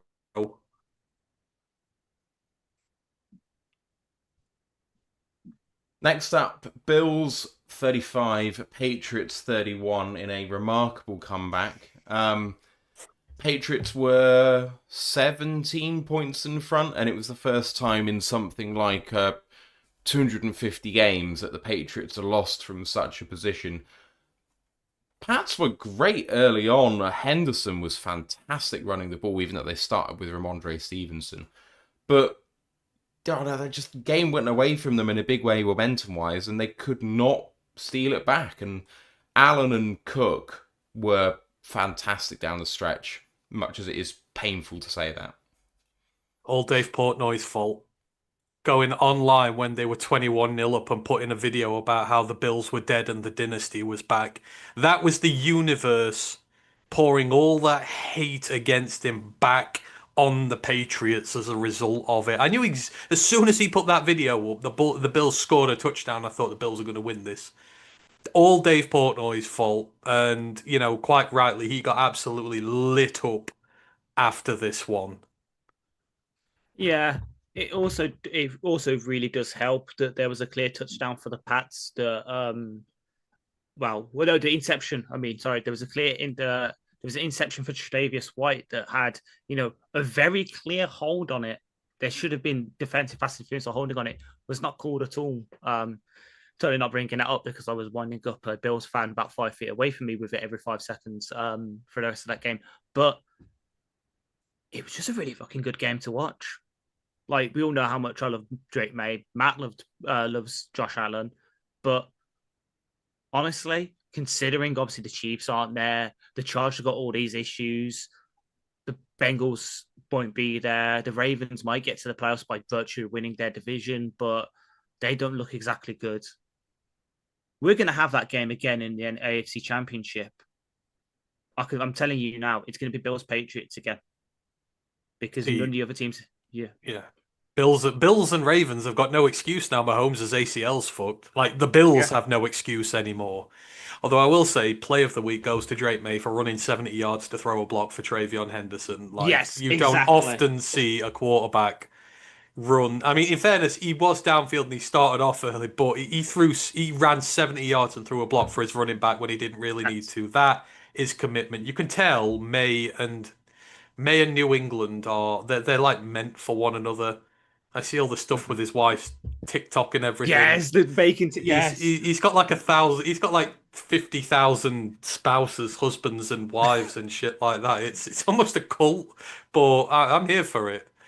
Same. But so you're saying about that block. Next Gen stats actually tracked his speed on that. He ran 20.5 miles per hour, which is his fastest speed in a pro so far.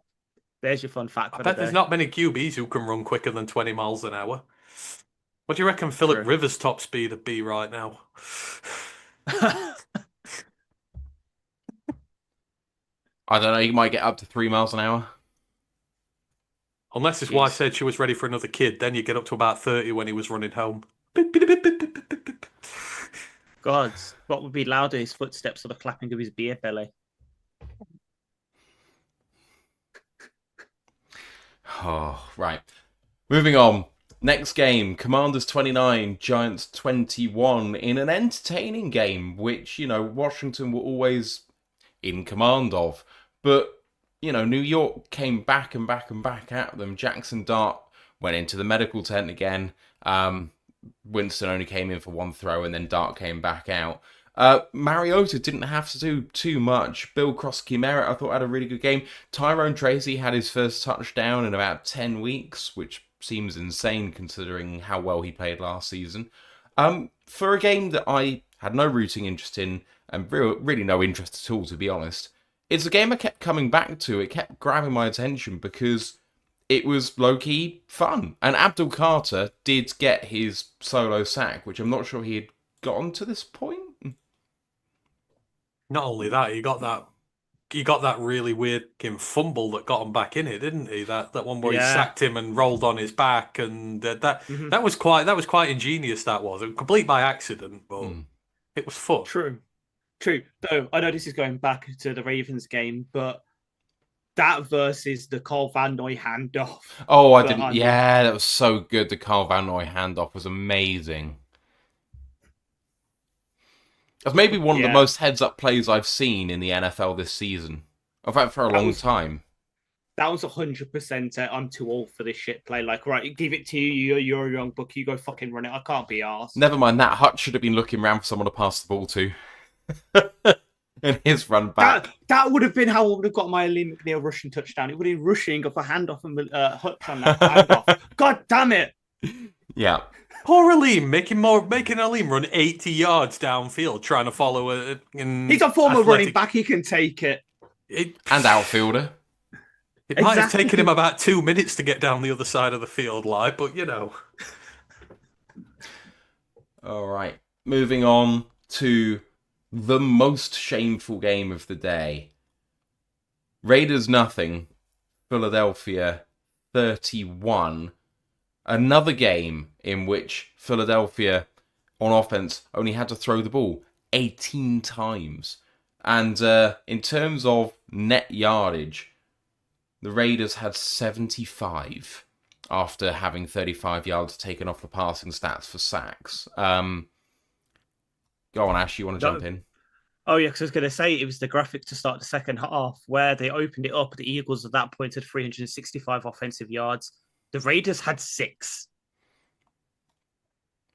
See, I just want to say, going back to last year's draft when everyone's going, they're going to draft Jonte at 5 or wherever the fuck it was like, why? Why draft Ashton Jonte when we all knew this was going to happen? He's ruined him for my fantasy team, for one, but this team is so bad. Actually, I'm enjoying it because Pete Carroll is one of the most unlikable people in the entirety of the NFL. I despise him more than anyone, and seeing him suffer so much is giving me joy. But at the same point, it just shows you how inept an organization they are, that they felt with this team in its current state and the way it's playing, that they could go get a running back in the top 10 of an NFL draft.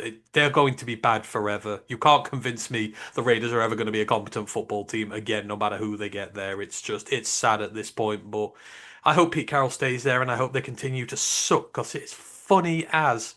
And screw Max Crosby. You could have come here. You could have gone to a contender. No, you're going to wash out your days in Vegas just getting meaningless sacks, and yeah, you deserve it. See, luckily Max was not the guy I was going to mention here. What I'd love to happen is halfway, Decker comes back this next season, but the Raiders is shit again next season. And when it comes to the trade deadline, we give the Raiders a 4th round pick for Colton Miller, and there's our left tackle situation sorted for the future. 4th round pick. I thought you were about to sell Taylor Decker to the Raiders. Like, that's a big fuck you to him for his last year. Colton Miller's worth like a first plus. I'm hoping desperation. Pick? What are you on about? I'm hoping for desperation. Desperation. Let's fire sale it, and Colton Miller is a top tier left tackle. He is. He's one of He the is. few That's what I good want. players on that Raiders team. Exactly. That's why I want him. Save him. I want to save him. Max, as we say, Max had his chance and he didn't want to come. Colton Miller could sort a lot of shit out for us, is all I'm going to say. You're not wrong. I'd be willing to spend a fair amount to get him in. How old is he? He was drafted in 31? 2018. He's not even 31. He'd be like... He's 30. I'm close. I think he'd be worth a second round pick. I'll do age. that. I'll do second, yeah. I'll do that. All right. Anyway, let's move it on, shall we? Jets 20, Jags 48. Trevor threw 5 passing touchdowns and looked awesome. Brady Cook threw a passing touchdown and didn't look terrible for some of this game. He started out 6 for 6 for 60 and a touchdown or something like that, and then really fell off after that, to be honest. Adonai Mitchell looked fine, and there were some other redeeming features with the Jets, including Isaiah Williams, former Lion, who looked really good. Bashal Tutum for the Jags has gone on injured reserve, I think, which is going to be a bit rubbish for them. But, I mean, they were awful running the ball, the Jags. Trevor Lawrence had half their rushing yards in 5 attempts and a touchdown. So Trevor actually had 6 total touchdowns in this game. I know it's the Jets, but are the Jags good now? Trevor's kind of sorted out a bit. He's the first player in NFL history to have over 300 passing yards, 50 rushing touchdowns, 50 rushing yards, a rushing touchdown, and 5 passing touchdowns in the same game. So, Jesus Christ, I was about to say, he's back to Clemson T-Law, and I hate it because obviously fuck Clemson. I'm here for the root and tootin' touchdown. The best thing about that game was, and so someone in the panel can back me up here, the enjoyment of the Jets fans in front of us every time they punted. We found out that Jets fans can number 1 should become Iowa fans, and number 2 can definitely spell the word punt because we heard it every 5 minutes from them. It was great. They started out when Brady Cook scored his passing touchdown with the Jets, Jets, and then after that it was just P-U-N-T, punt. And then they came up to us afterwards as they were leaving after their game and said, "You guys are great and you need to come every week because we need more people like you in the building," which I really appreciate. So shout out to those Jets guys because they were awesome. Exactly. Even though they cursed us by giving us the booth because they left, we got the booth, and then everything went to shit for us. Yeah. Fun times. Anyway, next game up: Cardinals 20, Texans 40. Jacoby Brissett threw for 3 touchdowns but had a back-breaking pick. Trey McBride went for 134 yards and 2 touchdowns, but Houston were never in trouble. They got out to was it a 17-0 start? They're just 17-0 within the first 6 minutes. Just something stupid like that. Never in trouble. And Houston were led in rushing by someone I've never heard of, which is fun. Jawar Jordan. Former Oregon Duck. Paul should have known him. Exactly. But yeah. Running back for our known special team. It's kind of like Arcioni Varkey, except for he can actually play offense. Paul's not a very good Ducks fan if he didn't tell you who he was. Well, we were not really focused on that game, if I'm honest, at that time. Yeah. It was off like 90 degrees to us, that game. So like it was yeah, I was watching out the corner of my eye because I was facing that way. But then, yeah, I'm going to be honest, at that time, we were probably focusing on divvying up our 30 bonus wings between us. It was so good. I am still, even though the Jags look good now, I'm still on the Texans winning the division train. It just feels like that team is on an absolute roll right now. And no matter how bad that offensive line is for the Texans, Stroud's got to the point where he's doing enough now. Yeah. All I'll say is I'm counting down the days until we can trade for Walter Nolan from the Cardinals because they're going to ruin him. He looks so good for them. He's not been playing like he already looks immense, and eventually he'll get fed up. They'll blow the thing up. They'll start selling them, and eventually I'll get him in Detroit. He looks amazing, and probably outside of him and Trey McBride, there's no one else worth a damn on that team at the minute. So the Cards are screwed. Like in that conference as well. They are now so far behind. It's not even funny anymore. They've got a long way to catch up with the other three. I mean, all the other three are at double-digit wins now. The entire NFC West is in double-digit wins, and then there's the Cardinals at 3, which is just shocking. Or Yeah, 2, but whatever they're at. maybe they should have won the division after all, though. Who knows? Who would have predicted that? Anyway, all I will say is I want to stand up for Paris Johnson Jr. He's also worth a damn. Even though he's currently injured, He's an Ohio State player. They're the enemy. So is Taylor Decker. I will not have this prejudice. you will respect my authority. Oh, right. Down the stretch now. Packers 26, Broncos 34. And you know what? Bo Nix has woken up. Bo Nix actually was playing offense in a legitimate fashion. And that is a very, very welcome thing. He threw for 302 yards, and 4 touchdowns. Actually didn't get anything going on the run game for him. RJ Harvey just did enough. I thought that the receivers for Denver were fantastic. Cortland Sutton in particular, and Troy Franklin too, actually.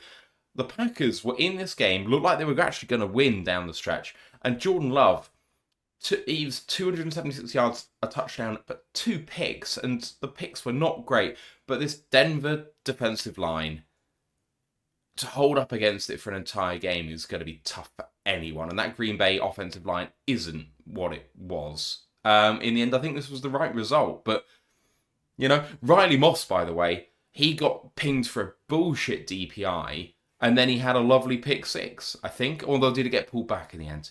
I think he got pulled back. But it was a lovely pick. Yeah. So I went to the Loom and you said, oh, it's happened. And I'm like, yes, what a great birthday present. And it's been called back. I was like, oh, not such a good one. But yeah, I'm here for the Schadenfreude. Obviously, the Packers losing like that. But at the same time, I'm not here for the Schadenfreude. There's some fans for the injury to Micah Parsons. But at the same time, I'm also here for the Schadenfreude of a lot of Packers fans being like, oh, it doesn't matter if we make the playoffs now because we don't have Micah, so we're just going to crash out. You're probably going to crash out anyway, dudes. That's what you've done for the past fucking 17 million years when you've got to the playoffs. So you should be used to it by now.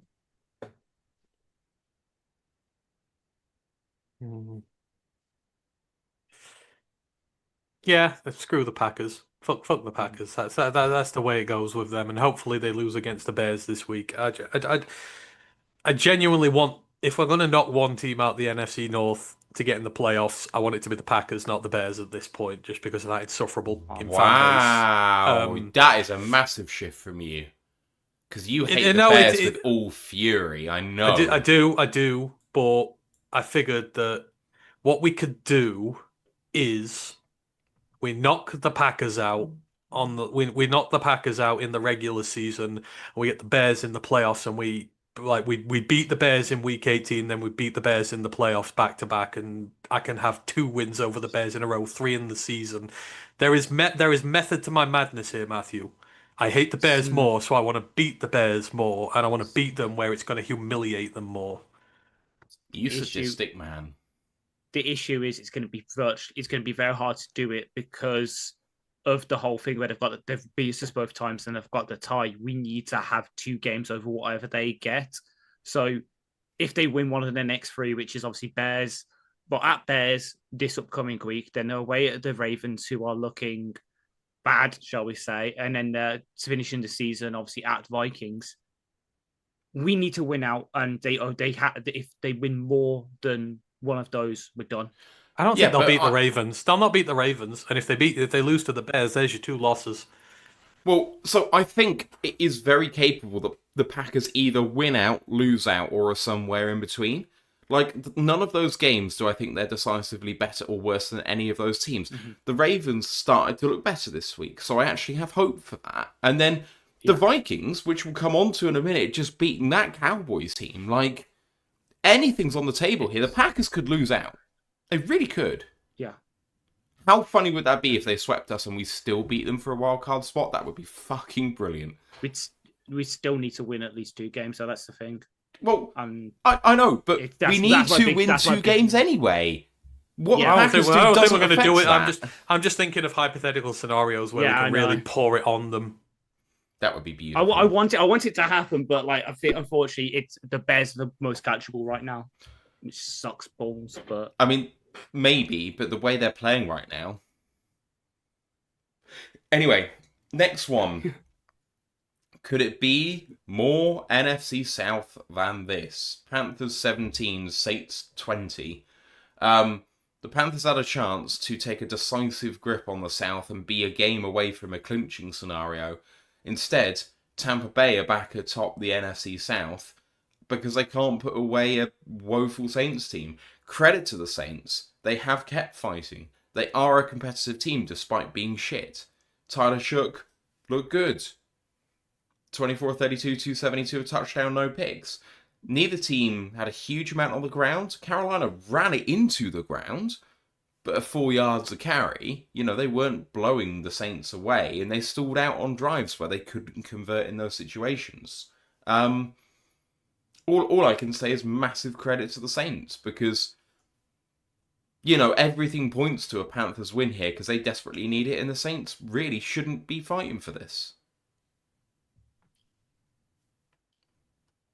All the Saints achieved this week is going back up on my hate watch list. I just hate the Saints anyhow. You've just denied my Panthers the chance to get that conference. That would have been huge for me. One of my better predictions this year, and now they've got to go and beat the Bucs to do it. But I hate them. I just hate everything about the Saints, and this is just reinforcing it even more. They're back up there. They're probably top 4 again. So well done, Saints. You were just about to drop off the list, but not anymore. You're right back there.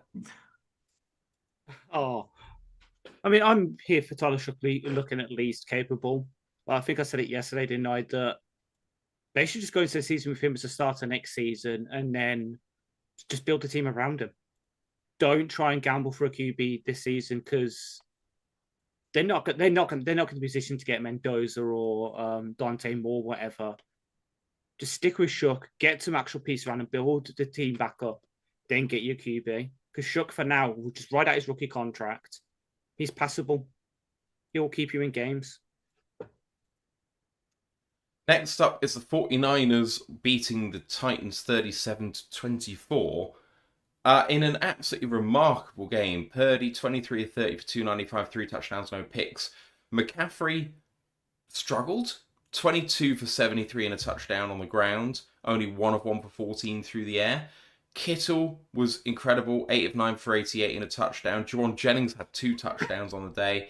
But Tennessee got themselves in a hole and kept coming back at the 49ers in a way which they deserve massive credit for. Pollard was 14 carries for 104 yards and a touchdown. On designed runs, the Titans had a 70% success rate. That's the highest of any team this season. And they lost by 13 points. Just a crazy, crazy game. Also featured one of the most heartwarming moments of the entire season when Cam Ward threw a ridiculous play where the best scramble drill guy on the team is apparently Jeffrey fucking Simmons for his second offensive touchdown of his career. I'd say the throw to Gunnar Helm for the other touchdown was a bloody good one. He's showing that there's something there. And shout out to Gunnar Helm. Like, no one really gave Gunnar Helm any attention when he came into the league this year. People saying, best tight ends and stuff out of this draft is Colston Loveland. Hell, maybe it's Gunnar Helm on a shite Titans team that's got nothing going for it at the minute. He's established himself as one of the premier receivers there at this point in time.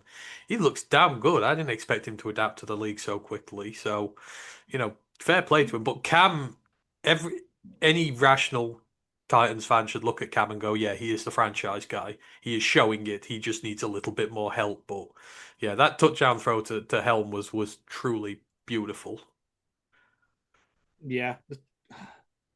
It's weird because last season the Titans defense was great and it didn't have an offense. This season it's the complete other way around. They can just put it all together next season, especially with Texans being slow in some areas. The Jags, okay, they're doing great now, but they'll probably fall back off. And then the Colts, well, Indiana Jones is not there anymore. Could the Titans maybe shock some people next year? I wouldn't be too surprised. Next up, Seahawks 18, Colts 16. A real shame that this game didn't have a different result. The Colts were up by 1 within a minute to play, but the Seahawks did drive down and managed to get the game-winning field goal. Seahawks didn't score a touchdown of any kind in this game, just 6 field goals for it. Phillip Rivers returns, of course, as we've alluded to. He was 18 of 27 for 120, a touchdown and a pick. It featured him not being able to move in the pocket at all. When he tried to drop back, he fell over and managed to scramble back to only have a 1-yard loss in one of the more hilarious plays of the day. What was not shocking is that a running back led them in receiving yards because he literally couldn't throw the ball beyond 10. It's not there anymore, unfortunately, for him. Amir Abdullah led the Colts in receiving yards. But you know what, Seahawks? You're playing a Colts team that has nothing to play for anymore because that season is done. You've got an amazing defense. You've got Jackson Smith and Jigba, who's a top 5 wide receiver in the NFL. You've got Kenneth Walker and Zach Charbonnet, who are a great 1-2 punch. How on earth do you not score an offensive touchdown in the entire fucking game? The Colts are just not that good. They're not so good that you shouldn't score 1 touchdown in this game with that offense. So, for this, I want to say shame on Seattle. And shame on you for actually scoring the field goal at the end and depriving us all of the Phillip Rivers win that we all needed. Oh, really? If you said the Colts are a fraudulent team that are not good this year, I think that's the first time I've ever heard you say that. You know, maybe not a 1,000 other times before. And you're taking such glee in this, aren't you? Flag. I bet you were secretly willing Seattle to get that to get that field goal to win it yesterday. Like, oh my god, what am I going to do now? Ash, I'm going to have to go and eat some I was so rooting for Rivers. Come on. He was rooting for Rivers. We did, when he came out, we started the Rivers chant. That's how into it we were. Like, he was very much there. And he was sad when the Seahawks kicked that field goal. But at the same time, we knew it was going to happen. I'm just glad that, you know, Phillip Rivers, for once, wasn't folded over like a deck chair, which was good. Let's hope he can continue. I did feel a sense of, like, I was very happy for him when he got it. But I'm not going to lie. Even if it feels like it's in 2020 again, you know, whatever. But what was it? To be fair to Rivers, he was 3rd in rushing on the team. Unfortunately, his 1 rush went for -5. But you know, yeah, I was going to say it's 2012. It's 2012. It's 2014, wasn't it? 2014, the last time the Chiefs weren't in the playoffs / didn't win their division. Phillip Rivers was the QB of the Chargers, and they won the division that year. And Patrick Mahomes was in his final year of high school. And that was the last time that the Chiefs were swept in division. Yeah, that was it. Yes, last time they were swept in division by the Chargers. Yeah. All right, final game of the weekend. Not quite, because we got Monday Night Football, sorry. But Vikings over the Cowboys, 34-26. Dak Prescott did not throw a touchdown. He was 23-38 for 294. Javonte Williams got 6 yards of carry, and his long was only 21, so 15 carries for 91 yards and a touchdown. And Minnesota were at 3 yards of carry, but JJ McCarthy threw a couple of really nice balls, showing something we haven't seen from him since maybe the Lions game. I don't really understand how, but the Vikings they don't have life, because I think they're basically out, if not definitely out. But the Cowboys are all but eliminated now. They need to win out and have the Eagles lose out. Yep. That fake field goal gave me a hard on. It was so well executed. Yeah. It just looked perfect. It was just great. like the ding whoop, over there. It was just like it was like watching it on Madden. Wasn't it? But it was just so perfectly executed. It looked like it had just been really botched. Then you saw he just like chucked it. It just so nonchalantly just like chucked it over his head, and it just looked like bounced up. It honestly is one of the best fake field goals I've ever seen before. I've just seen Kenneth Murray's rep in the end zone. So Minnesota at the 2-yard line, and they have a rushing touchdown. And Kenneth Murray is meant to be the guy filling the gap. Just runs the wrong way. Totally. I'll post it in the Discord. But sounds about right for Kenneth Murray. Yeah, he's not great, but I will just post it in there for you guys to watch, because that amused me somewhat. To the point where I was like, It looks like he's doing the right thing. And you watch it again and go, oh, no. But yeah, embarrassing for a Cowboys team that look like they've sorted their shit out. Yeah, I'm just. It seems in the same way that we win a game, lose a game. It's JJ McCarthy looks good. JJ McCarthy does not look good, which means by that reckoning, we're going to face good JJ McCarthy again. Well, I mean, the Steelers are screwed because they're due to face 3-touchdown Jahmyr Gibbs this week. So, by that count. So that means we're going to absolutely bounce the Steelers and then we're going to lose to the Vikings. That would be the worst way to end this season. Oh, let's have a look. I just want to check something. See, you say that, but the Steelers also need to win to get back to 500. So Oh, shit. Well, no, because the Steelers play tonight, don't they? So, yeah. What do we need? So, we need the Steelers to win over Miami tonight, so they're two above 500. So, we've got to bring the record back down again. We cannot afford for Miami to win and get the record even. Otherwise, we're in territory there, which is we don't want to be. So, sorry, Grandizer, but for the sake of us, we need the Steelers to win. They can never be more than 2 games above 500, so they'll be that if they beat you. So they can't beat us. Them's the rules. Yep. All right. That's it. Anything else you guys want us to say before... I can't speak. Anything you guys want to say about this week in football before we sign off?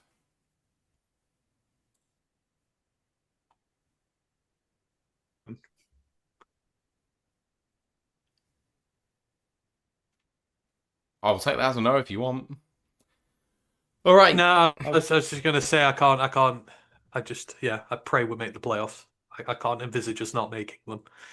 Mm-hmm. Just rack off 3 in a row now. Let's not have this bullshit win 1, lose 1 for much longer. I can't take it much more. It's doing my... yeah. If we did go win, lose, win and we got in, that would be insane. True. See, that would serve me right for going fuck the regular season as well. It doesn't matter. Exactly. It's like in by any means, but I'll take it. But I didn't mean like this. I meant like playing well, but sometimes lose. I didn't mean not this way. Not this way. Not like this. Not like this. Yeah. Let's just hope the Steelers' defense next week is like Man United's tonight. Quite. Right, with that, we're going to draw it to a close. Come back for the College Football Podcast later in the week. We'll see you all for the Steelers preview after that. For now, have a great week. See you soon. Bye. Au revoir. Fuck the Bears.